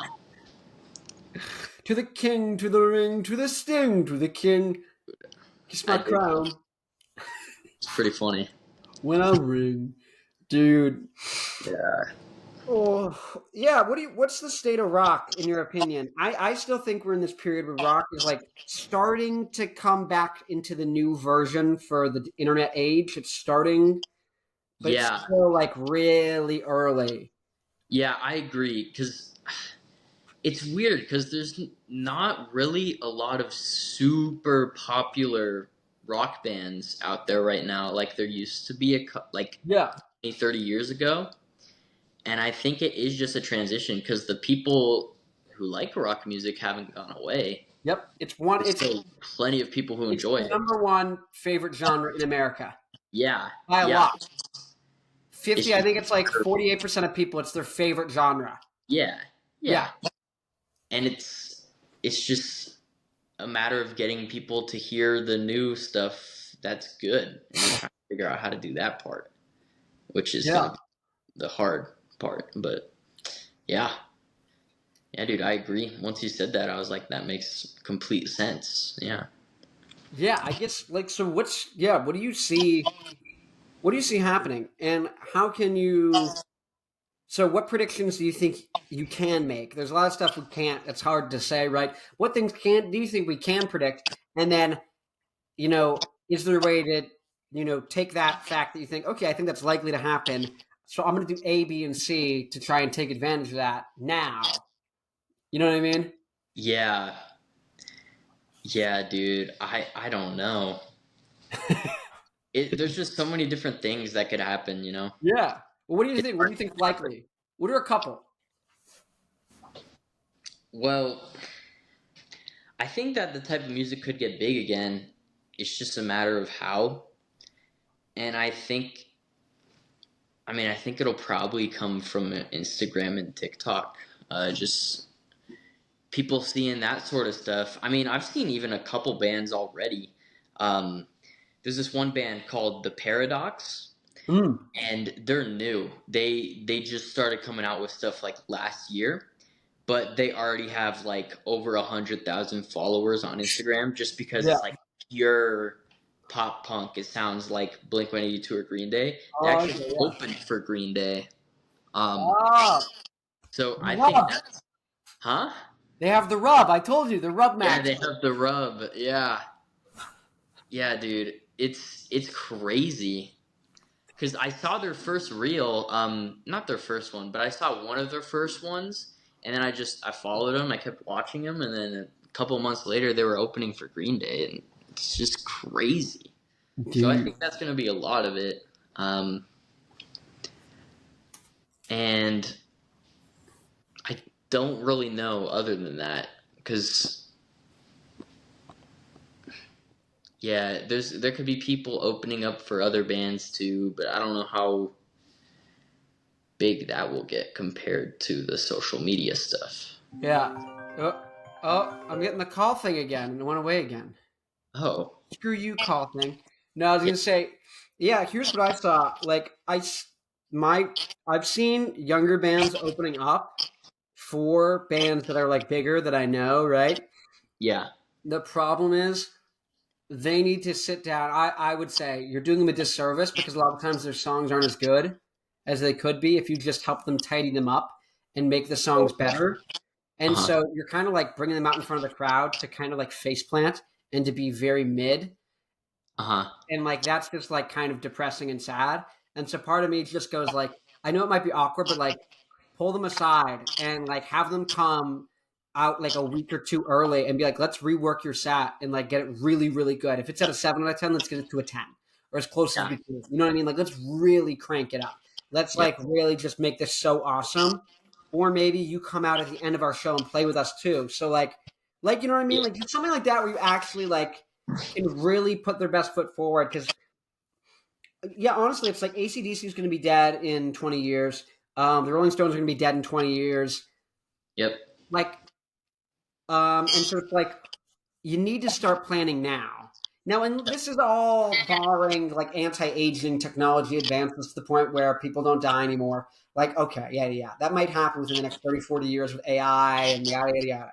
Okay, uh-huh, like you could slow down aging, even you know what I mean. Like, but uh-huh, barring any of that type of stuff, Ozzy Osbourne's going to die in 20. He's not going to be here in 20 years. I doubt it.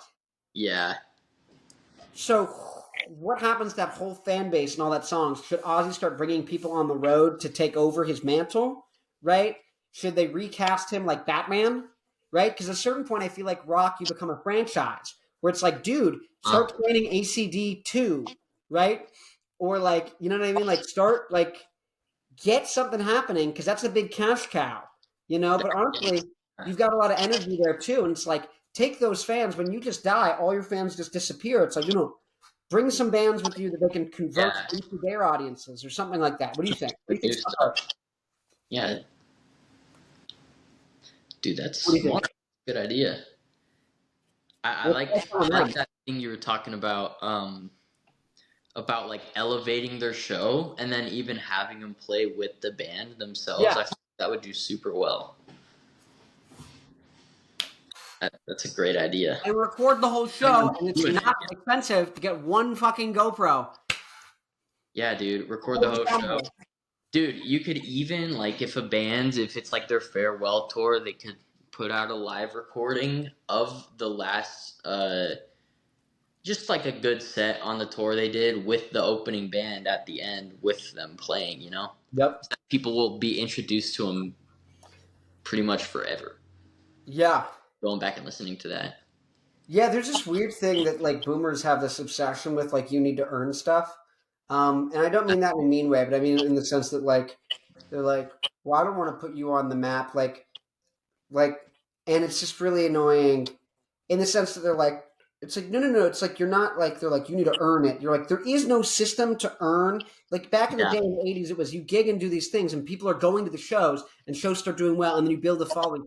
That doesn't happen anymore. There's no yeah, struggle. The only way you build a following is either popping off the internet and you need to do it recurringly so that people see you so many times that they start following and becoming a fan, or you're exposed in a big audience like a podcast or something, and then that still takes 2, 3, 4 years. And so it's like the whole game's shifted, and the only way you do win is if you get put on the map and get the rub by someone, or you just get yeah, lucky at the lottery.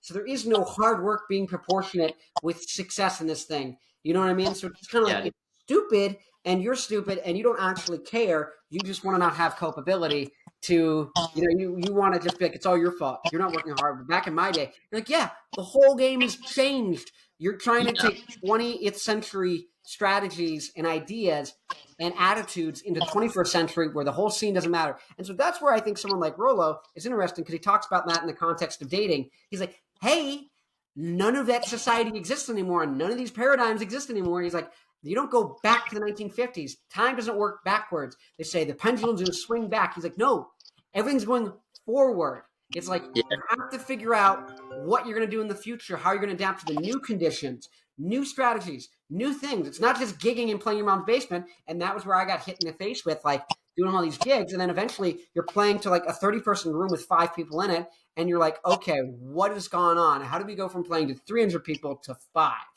yeah, yeah, dude, And so, it's yeah. crazy. Yeah, I think that's very true. The whole uh, aspect of gigging and everything has completely changed. Not even like with the new generation, even with COVID too, it Yeah. changed again. So it feels like it's gonna have to, like, it kind of rebuilt itself before that, but then it fell apart. And it's gonna have Yep. to try and rebuild again. A Um, lot of the clubs have shut down. A lot of the smaller venues just yeah, don't exist. and yeah, it's because like you were saying earlier, a lot of people just don't really go out anymore. Well, because now they're on the phone. And there's Yeah, nothing wrong with it, and you don't blame them because that's what you do too. yeah, exactly, Why am exactly. I on here instead of going to the show? It's just how Right? it is. It's just how it is. It do be like that sometimes. But yeah, Yeah, so it's like out here trying to like pioneer what is the strategies, what is happening. And so it's like, I am the guinea pig. yep. You know what I mean? And Yeah. yeah. And Exactly. what's nice is, but you're having success with what you're doing, so I'm really happy for you. I would say, work as hard as you can, and just look at what's working. As someone who I haven't objectively wasted time, but relative to what I could have done, you know what I mean? I feel like I have wasted time. I started this podcast like probably like 4 years ago, and didn't start seriously doing it until I did a bunch in February this year, and then I really in like June started doing it consistently, like 5 times a week or something crazy. Oh, Yeah, cute dog. Oh, dude. can we see him? Oh my gosh. Okay, sorry. Cute Do you want dog. to see? Yeah. All right. Let me go grab her. You're gonna get shown off, puppy. This is my puppy. Oh, Just a tiny little puppy. Her little name's puppy. Karen. What's your name? Her name's Karen. Oh, you little Karen. Yeah. Say hi. You don't. Say hi. Hi, Karen. Oh, that's funny. She's not having it. I don't know, Beverly Hill Chihuahua. She ain't Yeah, having it. she's so chill. She's so chill. Okay, she seems to just be chilling now, which is good.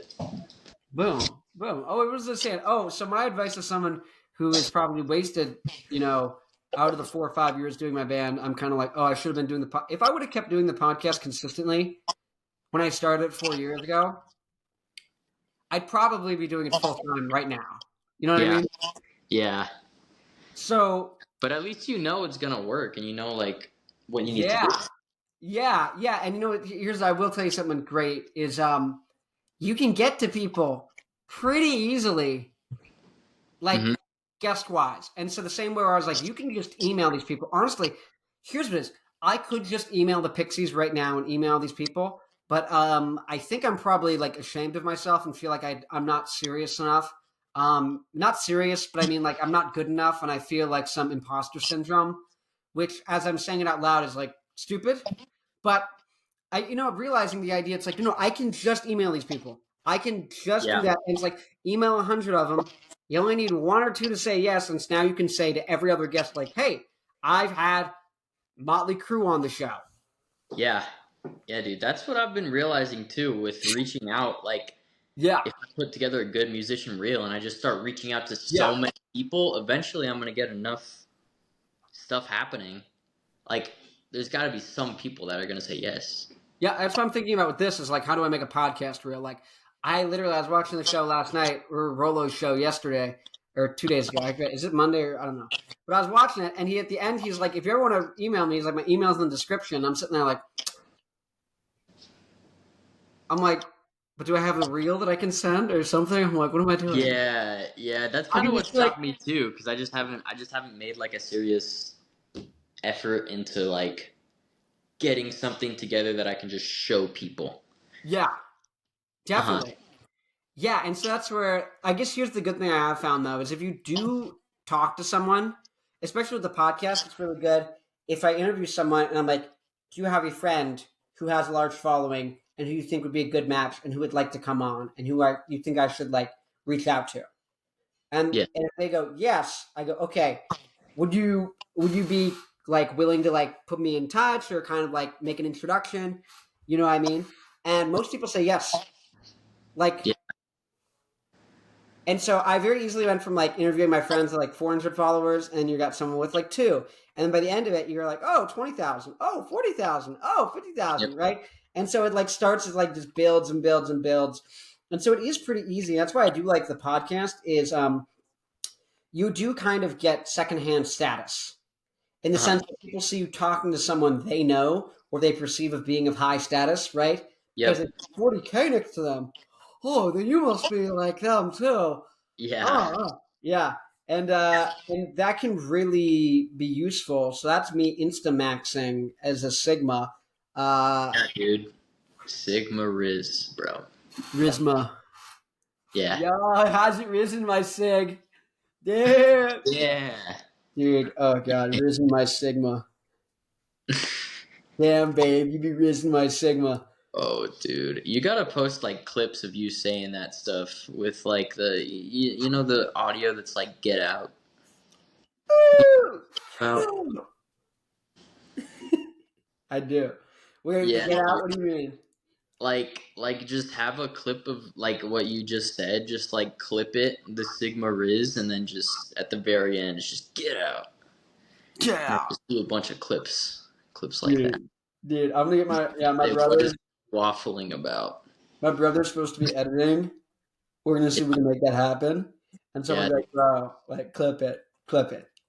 yeah, Bro, honestly, I'm low key thinking about like I'm thinking put some like hyper edited like first like 30 seconds to the video, right? Like even this one, like just like hyper edit the first 30 seconds, like put some like crazy shit and just okay, like intersplice it with memes and stuff. So that when yeah, it posts on Instagram and people see it, they go, oh, and they like it catches them, and then before they know it, they're watching, right?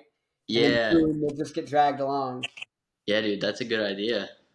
That's what I'm thinking. I'm like, just put brain rot. Like not Yeah, even like um there's a guy on YouTube, Greg Doucette, who just like dude, responds. I love Greg Doucette. Well, Greg Doucette. Well, you need the freaking cookbook. The Yeah, chocolate it's cookbook. crazy. His editors have been going crazy That's what I was recently, gonna say. dude. There was the one where he's in like a hotel room. What was it? And like Dr. Mike was reviewing his protein bar, and Yeah, bro went off. I paused everything. I went over to my brother. I was like, dude, stop whatever you're playing on the video games on the yeah, interwebs. I'm like, watch the Doucette. He's like, I'm turking my Doucette until I cookbook all over my boyfriend's.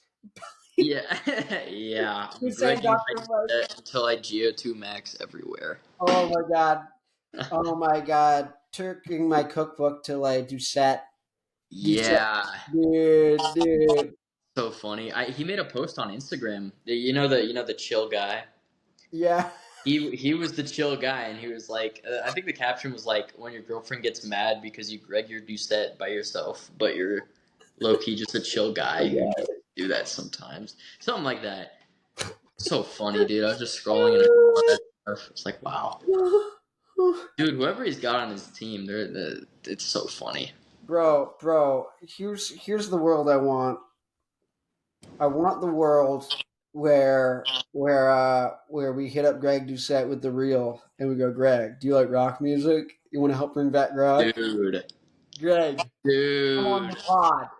dude. That is That's a like great. what? That's a No, great. I know he's toned down the voice, but still. Dude, you could if you got him on your podcast, you could get so many funny clips. And Turkey Greg might be Doucette's there, so you get the second hand status. secondhand Sigma. Yeah, dude. Yeah, dude. The Sigma cast. Yeah.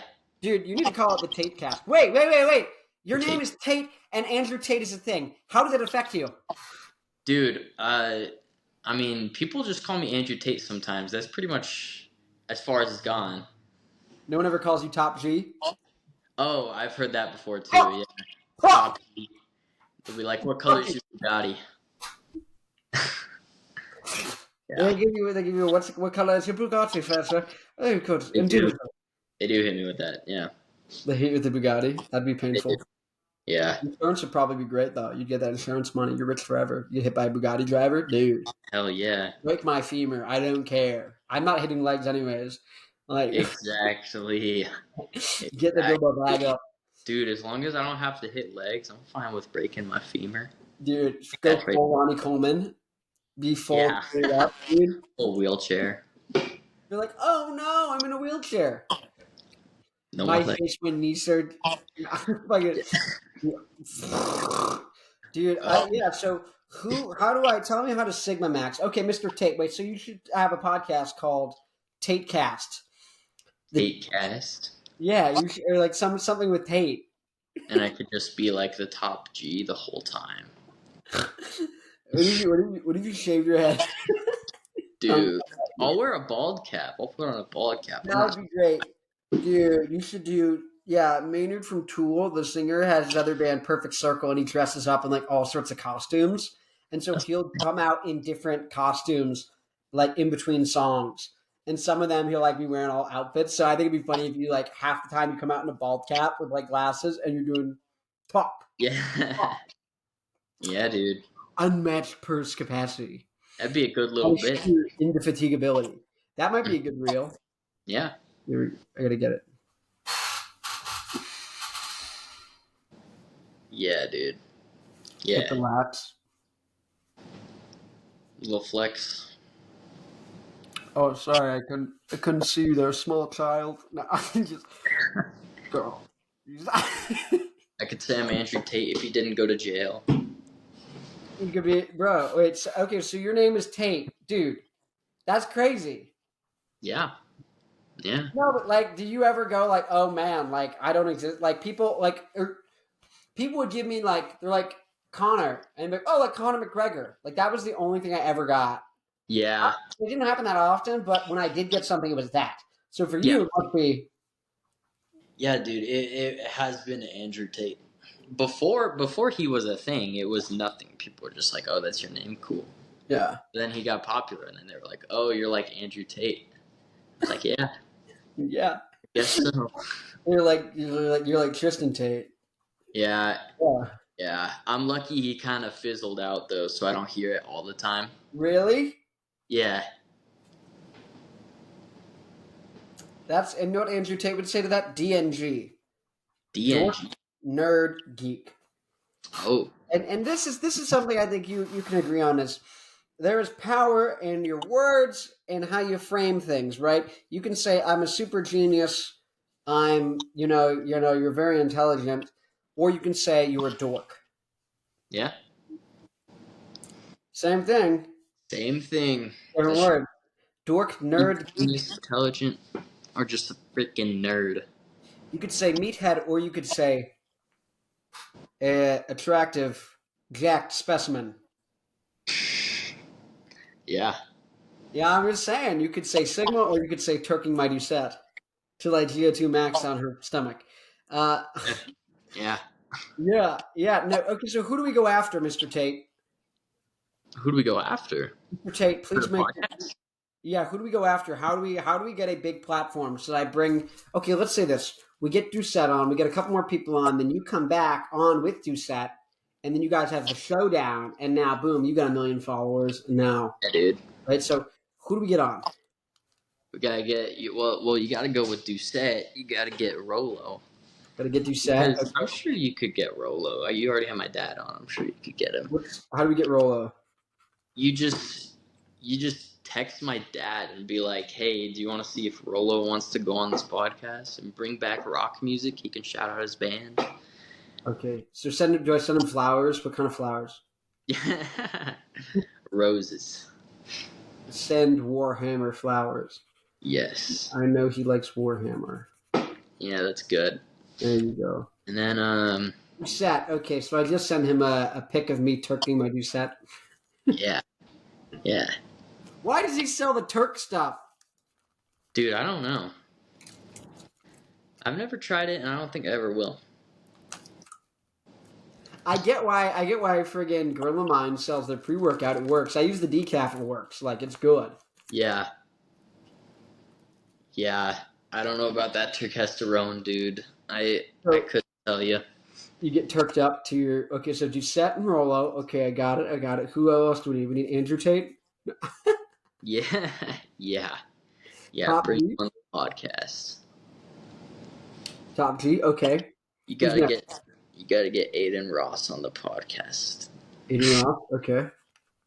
Okay. Mr. Ross. Actually, I think that would actually be bad if you got Aiden Ross on the podcast, because then you just a bunch of brain rotted kids, and you don't. Oh, you okay. don't. Never mind. Chat. Never mind. Chat. Never mind. Yeah. Who's next? Okay. Dude, you could get the Office drummer on the podcast. Do you know who that is? No, who's that? So he's this guy who like blew up recently because he went on Kai Cenat's stream.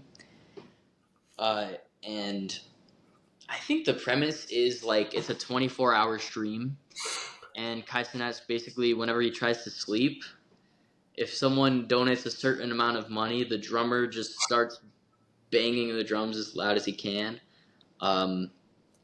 So he's gotten quite a bit of momentum from that. You could reach out to him. Oh, sweet. Okay. And then who do you know? Who do you know that's the big get we need? Because we need to get this happening so we can get you on with Doucette. Yeah. Well, we need Tate versus Tates. We need you and Andrew Tate on the same show. We do.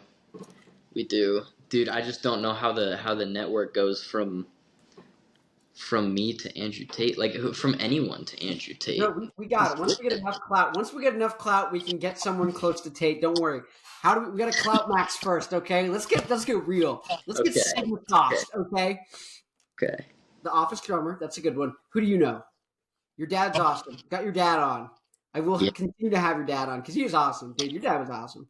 Yeah, dude. I know it's so nice. Like, I mean, I've talked to so many people and like some of them it's like hard, not like hard, but just like kind of a drag.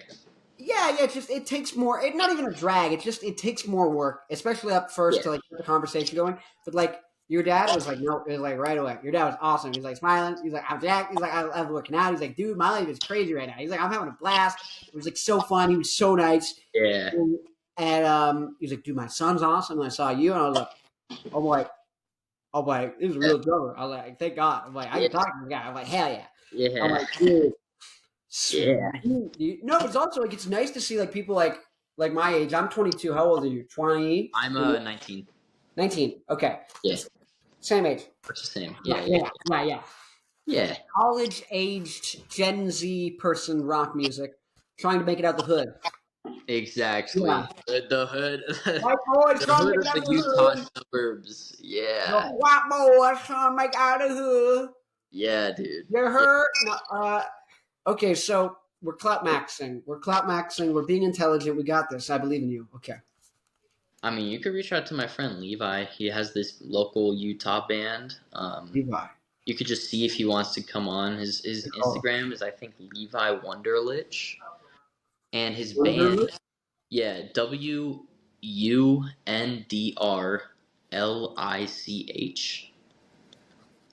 And his band is called Late for What? Number 4. No, FOR. Late for What? You could give him a little ring. Is there a question mark in the name? I don't think so. For what? Don't believe so. For For what? what? Late for nothing.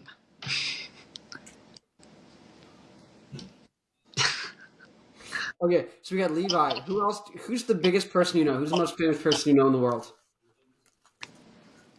Donald Trump. Get Trump on the pod. Get him on the pod. Dude, we can get Trump on the pod. We can get Trump on the pod. Good idea. Yeah. Mr. President? Mr. President? No, okay, Mr. President, you want to bring back rock music, right? Mr. President, do you want your country I'm sure he would. You want them to be weak little emasculated little soy boys? Huh? Yeah. Huh? Get RFK on. All the RFK vaccine don't work if you get the RFK. If you get the It's just, dude. RFK should join like Pierce the Veil. He should join like a deathcore band. He should join Suicide Silence. He should join like a heavy band. Dude, that would get so big. Unironically, like if you made a death metal band.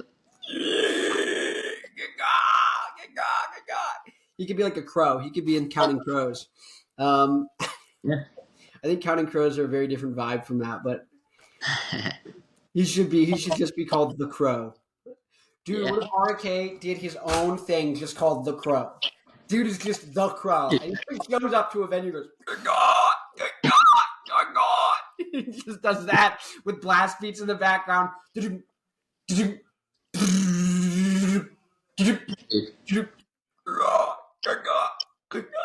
I really like this idea. You're like, I don't even know. Like, dude, I don't know what's up. I thought this was a good idea. Yeah. Wait, so you're saying Steve Carell from The Office drummer? Yeah. I don't know what his name is. No, but dude, maybe... I'm getting him. Oh, okay. Okay. Dude, don't even. I'm getting him. Yeah, get him. Get him. I've got Doucette. I've got. Who else is cool? Here's the thing. I feel like people like rock that have audiences, but like you have to like find them and you have to like pick them out of like a bucket.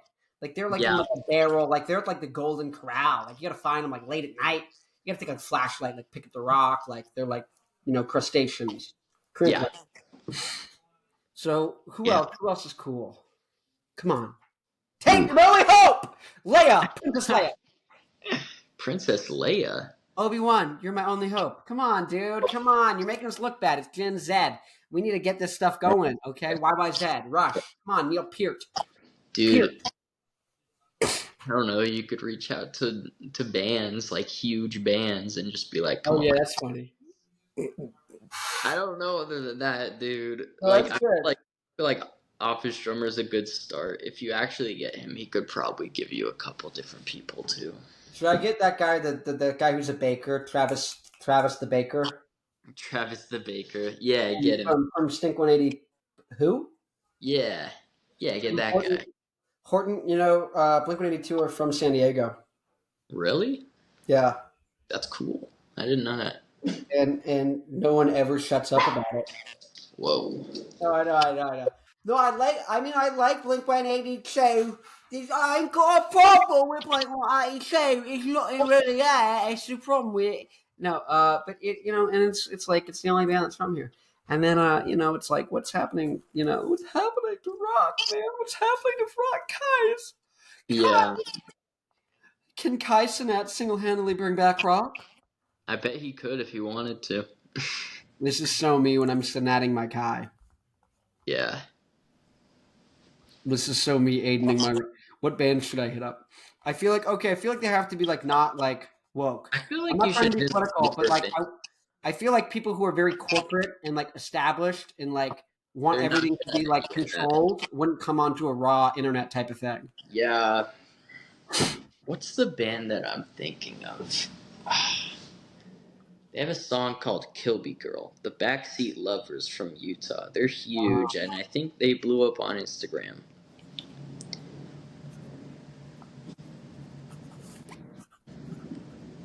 Guys, I love Backseat Lovers. I love indie music. I love indie music. Dude, that's the thing. I don't know any like actual rock bands in Utah. I know a ton of I know indie rock bands. I have a band, and my friends from middle school, and I love them so much. Hmm. And they're like indie rock, and they'll go heavier, like at points, but then they always dial back, and I'm like, just stay at the actual like rock. You know what I mean? They'll turn up the distortion and be like a straight up rock band, but then they'll just be like, no, a little bit less. I'm like, Yeah. literally edging the audience, literally edging the rock. Literally edging my Dwayne. They're Dwayning my Johnson until I Turk. They're twerking my edge until I jerk. What? What did they even say? But they're doing that. They do that. They do that. Distortion. They're like, guys, what if we had reverb? I love these guys. I took lessons with these guys. They have a band called Foxtide, but one of the guys died, and now there's a new guy. Anyways, but they're still around and they're good. And they're from San Diego.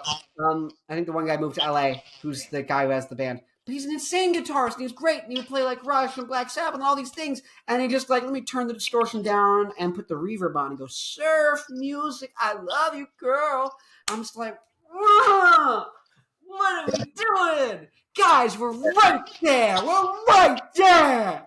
Yeah. Oh my God. Like, it's like we need rock. How simple is it? How stupid. How do these people not get it? Dang. I think that's honestly why there's so many indie rock bands. It's just because it's so popular right now. Why is it so popular? I don't know why it's so Because popular. everyone's drinking the soy. What's happening? I don't know. What's happening? It's because no one has the balls to speak up for themselves. What's happening to society? No, I'm being dramatic here. But no, what is happening? What is happening? See, this is me. I'm letting loose and letting the ascot go down a little bit. Let's get it going. What is it? Why is this? No, I don't get it. Why is it popular? Is it because everyone's like very soft? They're just a low-key a chill guy. I'm just low-key a chill guy. There's Yeah. nothing wrong with that. That's not me. And what happened to all the other people like me who like rock? What happened to them? They're still there. I look at the numbers, but then they. Yeah, I don't know. Is it harder? Do you just have to be better at music to make rock sound good? Is that the problem? So everyone just goes to the easiest thing? Maybe. I don't feel like rock is that crazy hard of a genre. I don't think so either. Yeah, I don't know. I don't know. Dude, if Lars Ulrich can make it, you really don't have to be that good. James Hetfield, Kirk Hammett, and the three bassists from Metallica made it. Lars was along for the ride. Yes. I agree with that statement. That's the thing is like, see, I'm here single-handedly bringing back rock, and I would like some help. But I mean, I don't need it. I'm gonna do it, guys. Don't worry. The music's coming. Go check it out. Black Licorice. We're the best. Anyways, I'm from Vox. I want you to know that like this is super approved.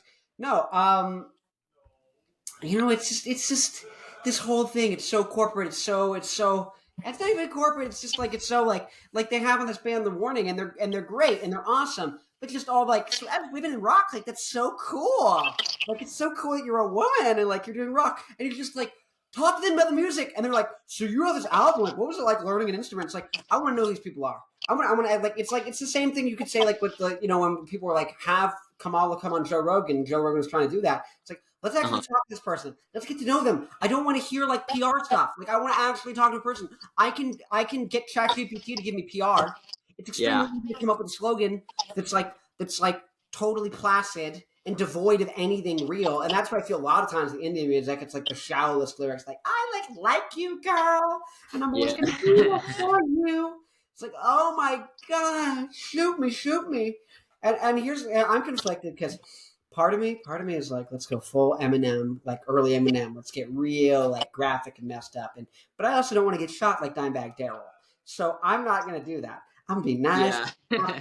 I'm, Let someone else do that part.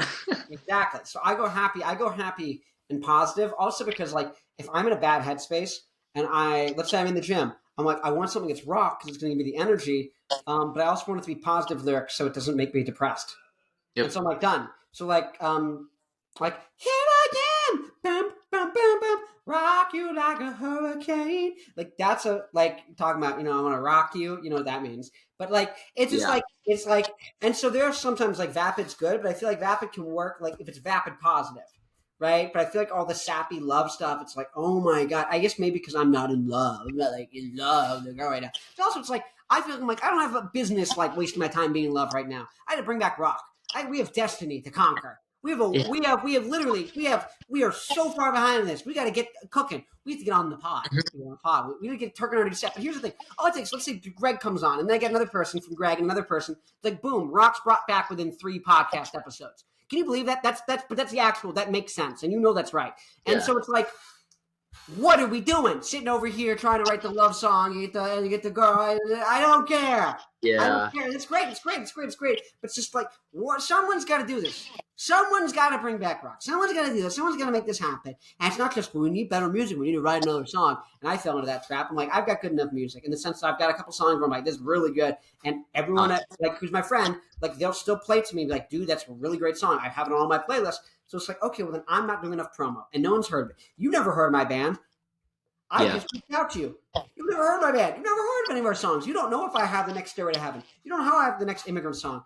And so clearly the limiting factor is not the music, it's the exposure right now, right? And no one's built a platform for rock. No one's done this. No one said, let me get some big guests on, get this big, and then start introducing the world to rock bands. Let me have on Ozzy Osbourne, and let me have on Foo Fighters, and then let me have on a small band in between. I interviewed this band, the Jaspers, who I think are really cool from New Jersey, who are just starting out. They're really good. I would say they're just as good as Primus, like better. Like they have a guy who's really good at bass, just as I would say really good, like Les Claypool, in the sense that like insane. He's like Les Claypool meets Flea. He can just slap and do all this crazy stuff. The singer guy is like Sinister Gates from Avenged Sevenfold, but also he can sing insane, really good, and the drummer's incredible too. So I'm like, they're like a star band, but like there's no platform. So if you make a thing where you get the Ducettes and you get these people, and then you're able to get some big rock people, and then you throw in the new bands. It's like, boom, we can have a rock scene. We can have the whole world. The same way the comedy clubs are booming. This whole thing's booming. Why is that happening? Because we're sitting here writing love songs. It's like, what's going on? And it's like, do they want you to not know? And it's like, well, why is that? And so why does the media not want you to know about rock and roll? You could be Turking your Doucette. You could be listening to Rush. And so we need to make something happen. I'm through with this. Someone's got to happen. What is, because I'm 3 to 4 years ahead of you and have made not no progress, but I realize I'm like, oh, we just have to make it happen.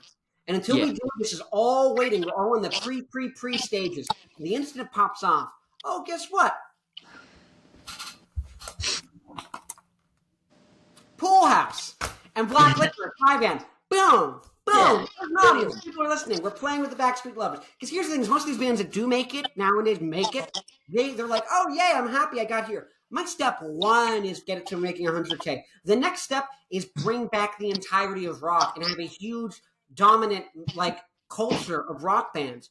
We need to bring back the scene. My band is like the first step. It's little. It's not even my band. It's having an audience. It's like, we need to get this whole thing going. And so a lot of these people, they get up to like just the first rung on the ladder. They go, here we go. And then they just check out. And they just play their songs and they write just completely fine records. And no one's got the visions. No one's trying to actually do this. It's like, it's because I'm not going to make money directly off the radio. I don't want to make money. I'm in it for the art. I'm in it to get out of here. Like, we need to bring back rock. We have an existential crisis, because the only thing that I find worth living for is rock, right? Like when I wasn't doing rock, and I was really not making any money. I'm a happy person, but I got like suicidal thoughts like popped up. I was like, oh, something's going wrong in my life. I'm like, I'm not a person who gets like, and so I was like, I got to figure something out. I got to make something happen. So that's why I said, I'm like, we got to make rock come back. We got to do this shit. We got to get this happening. Like, this is, because if I'm having it and I'm a happy person, what's happening to other people? I'm just saying. I'm just like, yeah, we got to bring back rock. We got to do that. Yeah, dude. We got to do that. We got to take our recess. We got to be like, yo, Rolo. Riz up Yeah, Rolo. Riz up Rolo, dude. Rubber chicken. No, yeah, dude. What do you got for people to look forward to? Uh, just more videos, more gigs. I'll be recording more Poolhouse stuff. Um, I have to plug in my phone because it's gonna die. So I'm Woo! change of scene. I know it was at Oh, 90%. dude, good. You gotta play it. You gotta play it. All right, all right, all right, all right. Let's Give me go. 1 Dude, you the homie listening to me ramble. second. My insane ramblings. Yeah, dude. Okay, let me. No, but low key, I think we need some like crazy scientist vibes to get this like off the ground, like straight up. We need to bring back rock. Like, what's happening here? I agree. Like, oh, Got to that's make cool. something happen because nothing's happening right now. Mhm. All right, There we go. I we don't even did know it, where we are. We're in like 8 different dimensions. dude. We're in the upside down. Okay. We're in the polyrhythm room. Yeah. Okay. Let's do this. Oh, I see. And then I just gotta. Riz, Okay. Riz, Okay, Riz, we're Riz, back. Riz, Riz, Riz, Anyways, Riz, what was the Riz. question? I got a little distracted. Yeah, so we gotta bring this stuff back. What do we gotta do? What are we doing? Yeah, dude. I think your podcast thing is definitely a good way to go about it. Goaded. And I feel like it'll honestly, if it comes back, it might just be with time too. Um, People got to figure out how to introduce rock with the internet and social media and make Yeah. it. And Yeah. there's a few people that have tried and they're like doing all right, but I mean the music isn't crazy or anything. Yeah. It's weird. Like the ones who are making it big are kind of uh, they all kind of got like a gimmick right now, I would say. Yeah. Like, what do you think? Like, what do you mean gimmick? Like, give me some examples. I like this. Well, a lot of them will have one popular song and that's all they promote because it's like, oh, people know us from this one song, let's just promote it a ton. And that's their whole Instagram. It's just a bunch of different videos of the one song and it's like, dude, what are you doing? You made one alright song. You gotta, I don't know. Like, it works. You get decent crowds doing that, but I feel like you gotta put some more effort in to get to the next step, you know? Yeah. Yeah, Yeah. I definitely agree. I think a diversity of content is kind of like if you don't want to be just someone who they go, oh yeah, I recognize their face. If you want to be a person, you want them to actually care. You need to give them a reason to give a shit. Really, frankly, Yeah. that's where I'm like, oh, let me do the podcast, right? At least twice a week, but at least have guests on and people who, it's like, yeah, I don't care if you don't like me. I'm like, you might like the guest. Yeah. There we go. And and Yeah. then I'm thinking, I'm like, yeah, I did a guitar tutorial on my channel, and that has like 3,000 views. I did it like 2 years ago. And I'm like, oh, it's like by far my like highest viewed video. So I'm like, okay, let me do more of those. So I'm going to put some of those out, right? Start kind of like having like some different forms of content, testing things. But like, I think you need the short form and the long form, right? And so that's what you're saying. Like, if they just promote the one song over and over, like, good, but like, there's no substance to you. You're one song. You're paper thin. You know what I mean? You're just literally boom, like a thin ply toilet paper. Finger goes right through. Ah, no, Yeah. like Go that's on. you. That's you. That's you. The booty hole finger dooku. Yeah, yeah, doo doo. That's That's you. you. So Yeah. you need to, yeah. So I think you need to have some way for people to like stand up. You know, they have the stand up clip goes viral, but then you have a podcast. You've got podcast clips so they can see what's your personality like, who you actually like. You know what I mean? They can get a feel for you, and they can see other things you're doing. So, Yep. I think that's the honest thing, though, is like it takes effort to do that. You basically each individual person doing it has to become a like massive production studio, just making Tate Cope content unlimited, right? Yep. Like just like LLC, like Tate Cope content LLC. Yeah. Right? Yeah, it's but straight up, it's like yeah, so that's when I'm like I do this stuff. Yeah. Um, it's good, it's good, but just like it's just kind of like it's weird because I know that like I could it feels tempting with a lot of things to just like yeah dude you just need to keep posting and it'll eventually work. But it's like no, you need to like do it. Like if I was there was a while where I was posting just on YouTube and I got 0 views, and I started posting on Instagram and I instantly started getting 2,000 views. I was like oh, Yeah.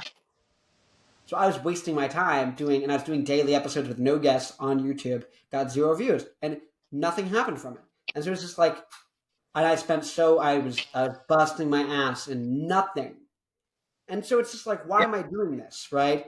And so you kind of like got to figure out what's the thing, and then you got to do it, and then you got to do a lot of it, and then you got to be really strategic, and then like so that's where like this is super helpful. It's like finding other people. And it's like I'm not like it's like oh thank God I'm not insane.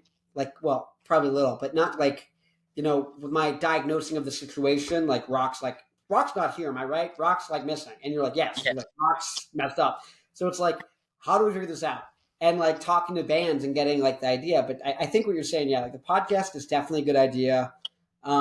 It's just like it's just a matter of like how do we execute, how do we build? And I honestly, to be frank, I've been thinking I'm like I don't know, just kind of like how do I approach rollout, right? Do I email him? Do I want to? Because I feel like I guess I'm afraid that he would say no to coming on the show. But I guess part of me just goes like also like if I did get Rolo, like that could be super helpful because he could just put me in contact with other people, like you Yeah. know what I mean, who like just or other bands. Like if there is a band who's got 70K on Instagram, who like just makes TikToks and whatnot, but like Rolo's a big guy, I could be like, hey Rolo, can you like ask them to come on the show for me and like help me build up my show so I can like interview bands and help bring back rock.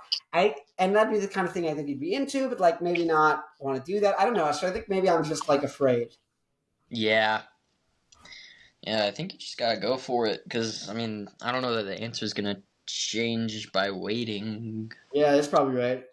You're Yeah, right. You do be right, G. and even if you don't get in, there's other people. You just gotta. Yeah. I don't know off the top of my head, but do some research, see who are big into rock. Use some Yeah. chat. T. Yeah, I should chat CPG be like, yo, who likes rock, who has a following, Yeah, and would be down. Yeah, it is funny, yeah, now that you're saying it, like but it's just weird. Some things like you just gotta like I don't know. It's just weird. Like you just think things, you think them through, and I'm like, I don't know. It's just interesting. So you're thinking about engineering. What are you thinking about? What type of engineering? probably mechanical. Okay, bet. What are you thinking of doing with that? Like, well, like, yeah, Well, I mean, honestly, just get an engineering job. yeah, yeah, And it'd be cool to know how to like build stuff. I'm sure I could make some really cool things with like a 3D printer in the future mm, if I got that education. yeah. That would be sick. Dude, I could actually, now that I'm thinking about it, if I got that degree and all the know-how, I could make some pretty cool drum gadgets. Oh, that'd be smart. That'd be cool. Yeah. Yeah, dude, go work at Zildjian. Yeah, dude. There's this one guy, I don't know that he was an engineer, but it kind of reminds me of the aspect. He on YouTube, he got like 1,000 guitar picks on this revolving like drill, and then he just played it with 1,000 picks. Stuff like that. Yeah, yeah, Yeah, that'd be pretty cool.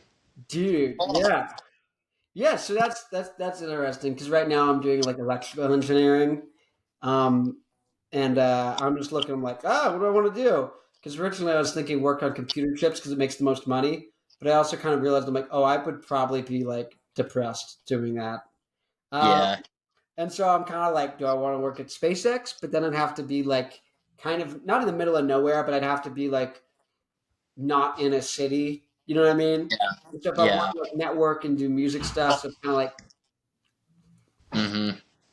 so maybe Tesla because then I could be in Austin and there's all the comedy there, and so I can interview a bunch of comedians and then hopefully get some big comedians on, right? Like that's you know what I'm saying. I'm trying to think like how can I set myself up for success so that within 2 years the podcast is big.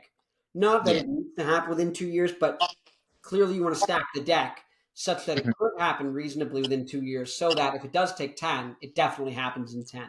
Not it maybe happens in 10. Right? Yeah. Yeah, it's just interesting. Yeah, and um, yeah, yeah. But like, yeah, so I'm thinking about like the engineering stuff, like because now I'm like, oh, I gotta get it. Like because I'm gonna graduate in like a year. Uh My huh. my undergrad degree was in economics, not engineering. So Oh, I have like no experience with engineering. I took my like I'm finishing my first semester of engineering courses, or second technically, but yeah. like so Oh I'm like, man. oh, what do I want to do? Do I want to work on robots? Do I want to work on the SpaceX catching the rocket? Do I want to work on batteries? Do I, and and then my parents were like really like, you need to figure everything out right now. And I'm like, Yeah. ah, yeah, Yeah. yeah. Well, I'm trying to bring back rock, okay. Yeah. Come on, mom. But then again, they're very nice. They saved a bunch of money and are like paying for me to go to school. So I'm like, That's awesome. so I'm like, well, I got to do what you want, whatever you say, pretty much. Like, Yeah, at least school wise. Yeah. yeah. And so if they're like, get an internship, I'm like, I'm getting an internship. Yeah. I'm like, okay. I'm like, Yeah. yeah, Yeah. dude. So that's interesting. I guess like, yeah. So where do you see yourself in like 10 years? Where do you want to be with music? What stage in the process? Ooh, that's a good question. Just heads up, I probably got to go around the 3 hour mark. Got to Oh get ready yeah, for work. yeah, dude. I But mean, skipping out only doing 3 hours in the pod. That's crazy, dude. No, dude. yeah. Dude, it's a blast, dude. Thank you, dude. Yeah. Oh yeah, it's so nice getting to talk to you. Uh, But yeah, what are you thinking? Goals. yeah. So I'm thinking, ideally, it would be cool if I don't know if I would want to do lessons full time. That's definitely a possibility, depending on what happens. But I think it would be cool to have a ton of wedding gigs Mm, and play in a band, yeah, maybe a couple bands, so that I have a decent amount of gigs all year. I think that would be fun, and then I could keep doing the social media stuff too when I have time. yeah, But that's kind of where I see myself. I'm just gonna keep going hard, networking, all yeah. that. Yeah. Keep it up. I mean, yeah. Because if you get famous, then I get to say, "Look who I had on the show." Yeah. Right? Sorry. When Ah, when you get famous, big, when you're sigmaing the Riz at the wedding gigs. No, low key, honestly, that's awesome. Like straight up, like yeah, I'm really excited. Because as you're saying, you're making progress. Like you've got people reaching out, being like, "Oh, what's this? How's it going?" Right? yeah. So that is exciting. Yep. Versus It's like other people I talk to, like, I'm doing this. I'm like, yeah. Yeah. there's one guy who's the opposite of that, who's doing like claymation music videos, and he just did one for like I think the Used and Oh like wow. yeah, and like all these like big bands and stuff, and he's crushing it. And he literally, I think he has like I gotta remember, I wrote it down. I think he's got 4 or 5, maybe 6 kids, but Dude. he's got a big family. But he's like, yeah, I'm able to do it full time. He's like, because now he's literally, it's so cool, and I love like some claymation, like Primus and Tool have some like claymation music videos that are really cool. And I'm like, oh, Yeah. Dude, I don't know that I've ever seen one of those. That sounds oh awesome. really?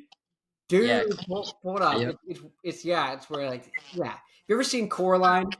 Yeah, yeah. Yeah, I've seen animation movies and stuff. yeah. Yeah, Oh though. yeah, it's no, and this guy's great because he does like really like bright, like the same way this 9 Inch Nails poster here is like bright colors, right? Yeah. So he does like a bunch of like bright colors and stuff, and so like it does get like he did one with a bunch of zombies. It's not just brown in like muted colors. It's like no, it's like he's got like kind of like bright colored zombies and things. It's very interesting. Yeah. Yeah. He's extremely cool. Yeah, I'm gonna be in Arizona. I think I'm driving out like today or tomorrow. Nice. And What was that venue called again? what you say? What was that venue called? The one in Oh, the Phoenix? marquee. Yeah. Let Marquee. me DM that to you on Instant Grandma. Yeah, dude, And for sure. then yeah, so let's see. This is the podcast. It is doing good. Let's see the marquee. Let me see if I can find their Instagram real quick. Yeah, no worries.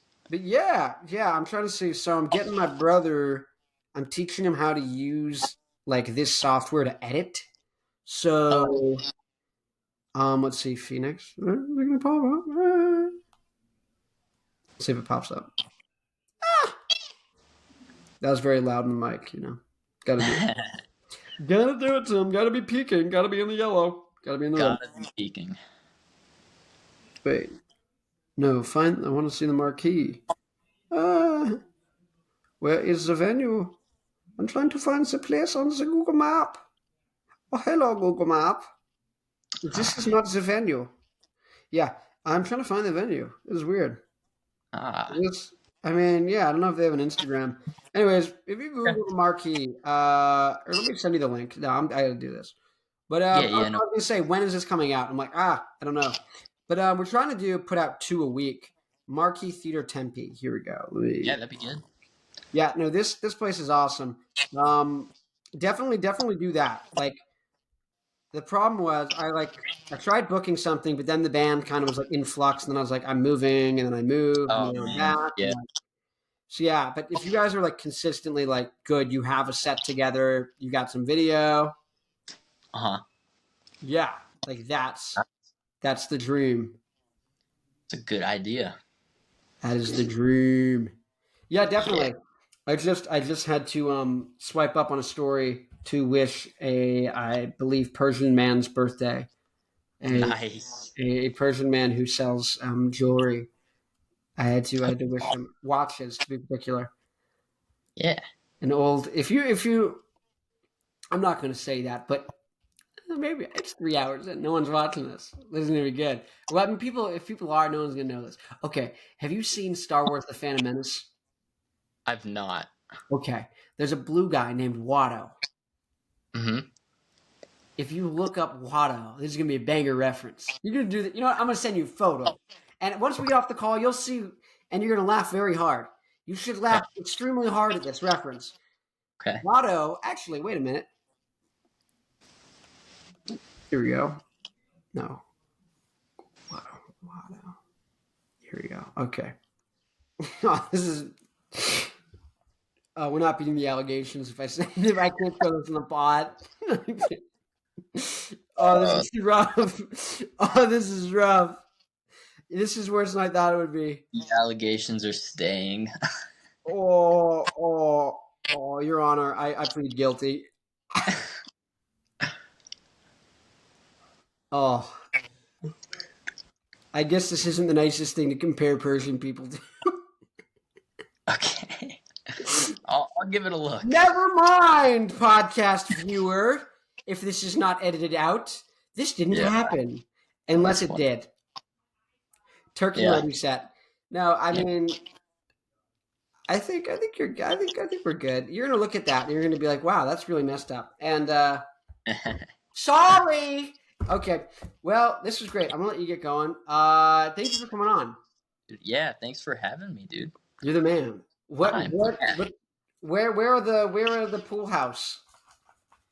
Poolhouse is in Utah. They play sometimes in Salt Lake, sometimes in Provo. What is the Poolhouse Instagram? Band on Instagram. It's banned. Just Poolhouse on Spotify. I guess Poolhouse Band on TikTok as well. So there you go. IG and TikTok. Well, thank you guys for coming on today. It was a wonderful time. Wait, this is awesome. If you haven't seen the show before, we have something called the outro, and I like the outro because I made it myself. Okay, Okay. ladies and gentlemen, thanks for watching. Ladies and gentlemen, thanks for watching. Make sure to check out Poolhouse ASMR at our extended channel. If you want the full video, it's at poolhouseasmr.com. No, ladies and gentlemen, please check out Poolhouse Band on Instagram. Check out Poolhouse on Spotify and Poolhouse Band on TikTok. Tell Tate he is the top G, and you want to rub his belly. No, actually, do book a drum lesson if you'd like to learn drums. And thanks for watching. Cue outro. Outro. Stop and over.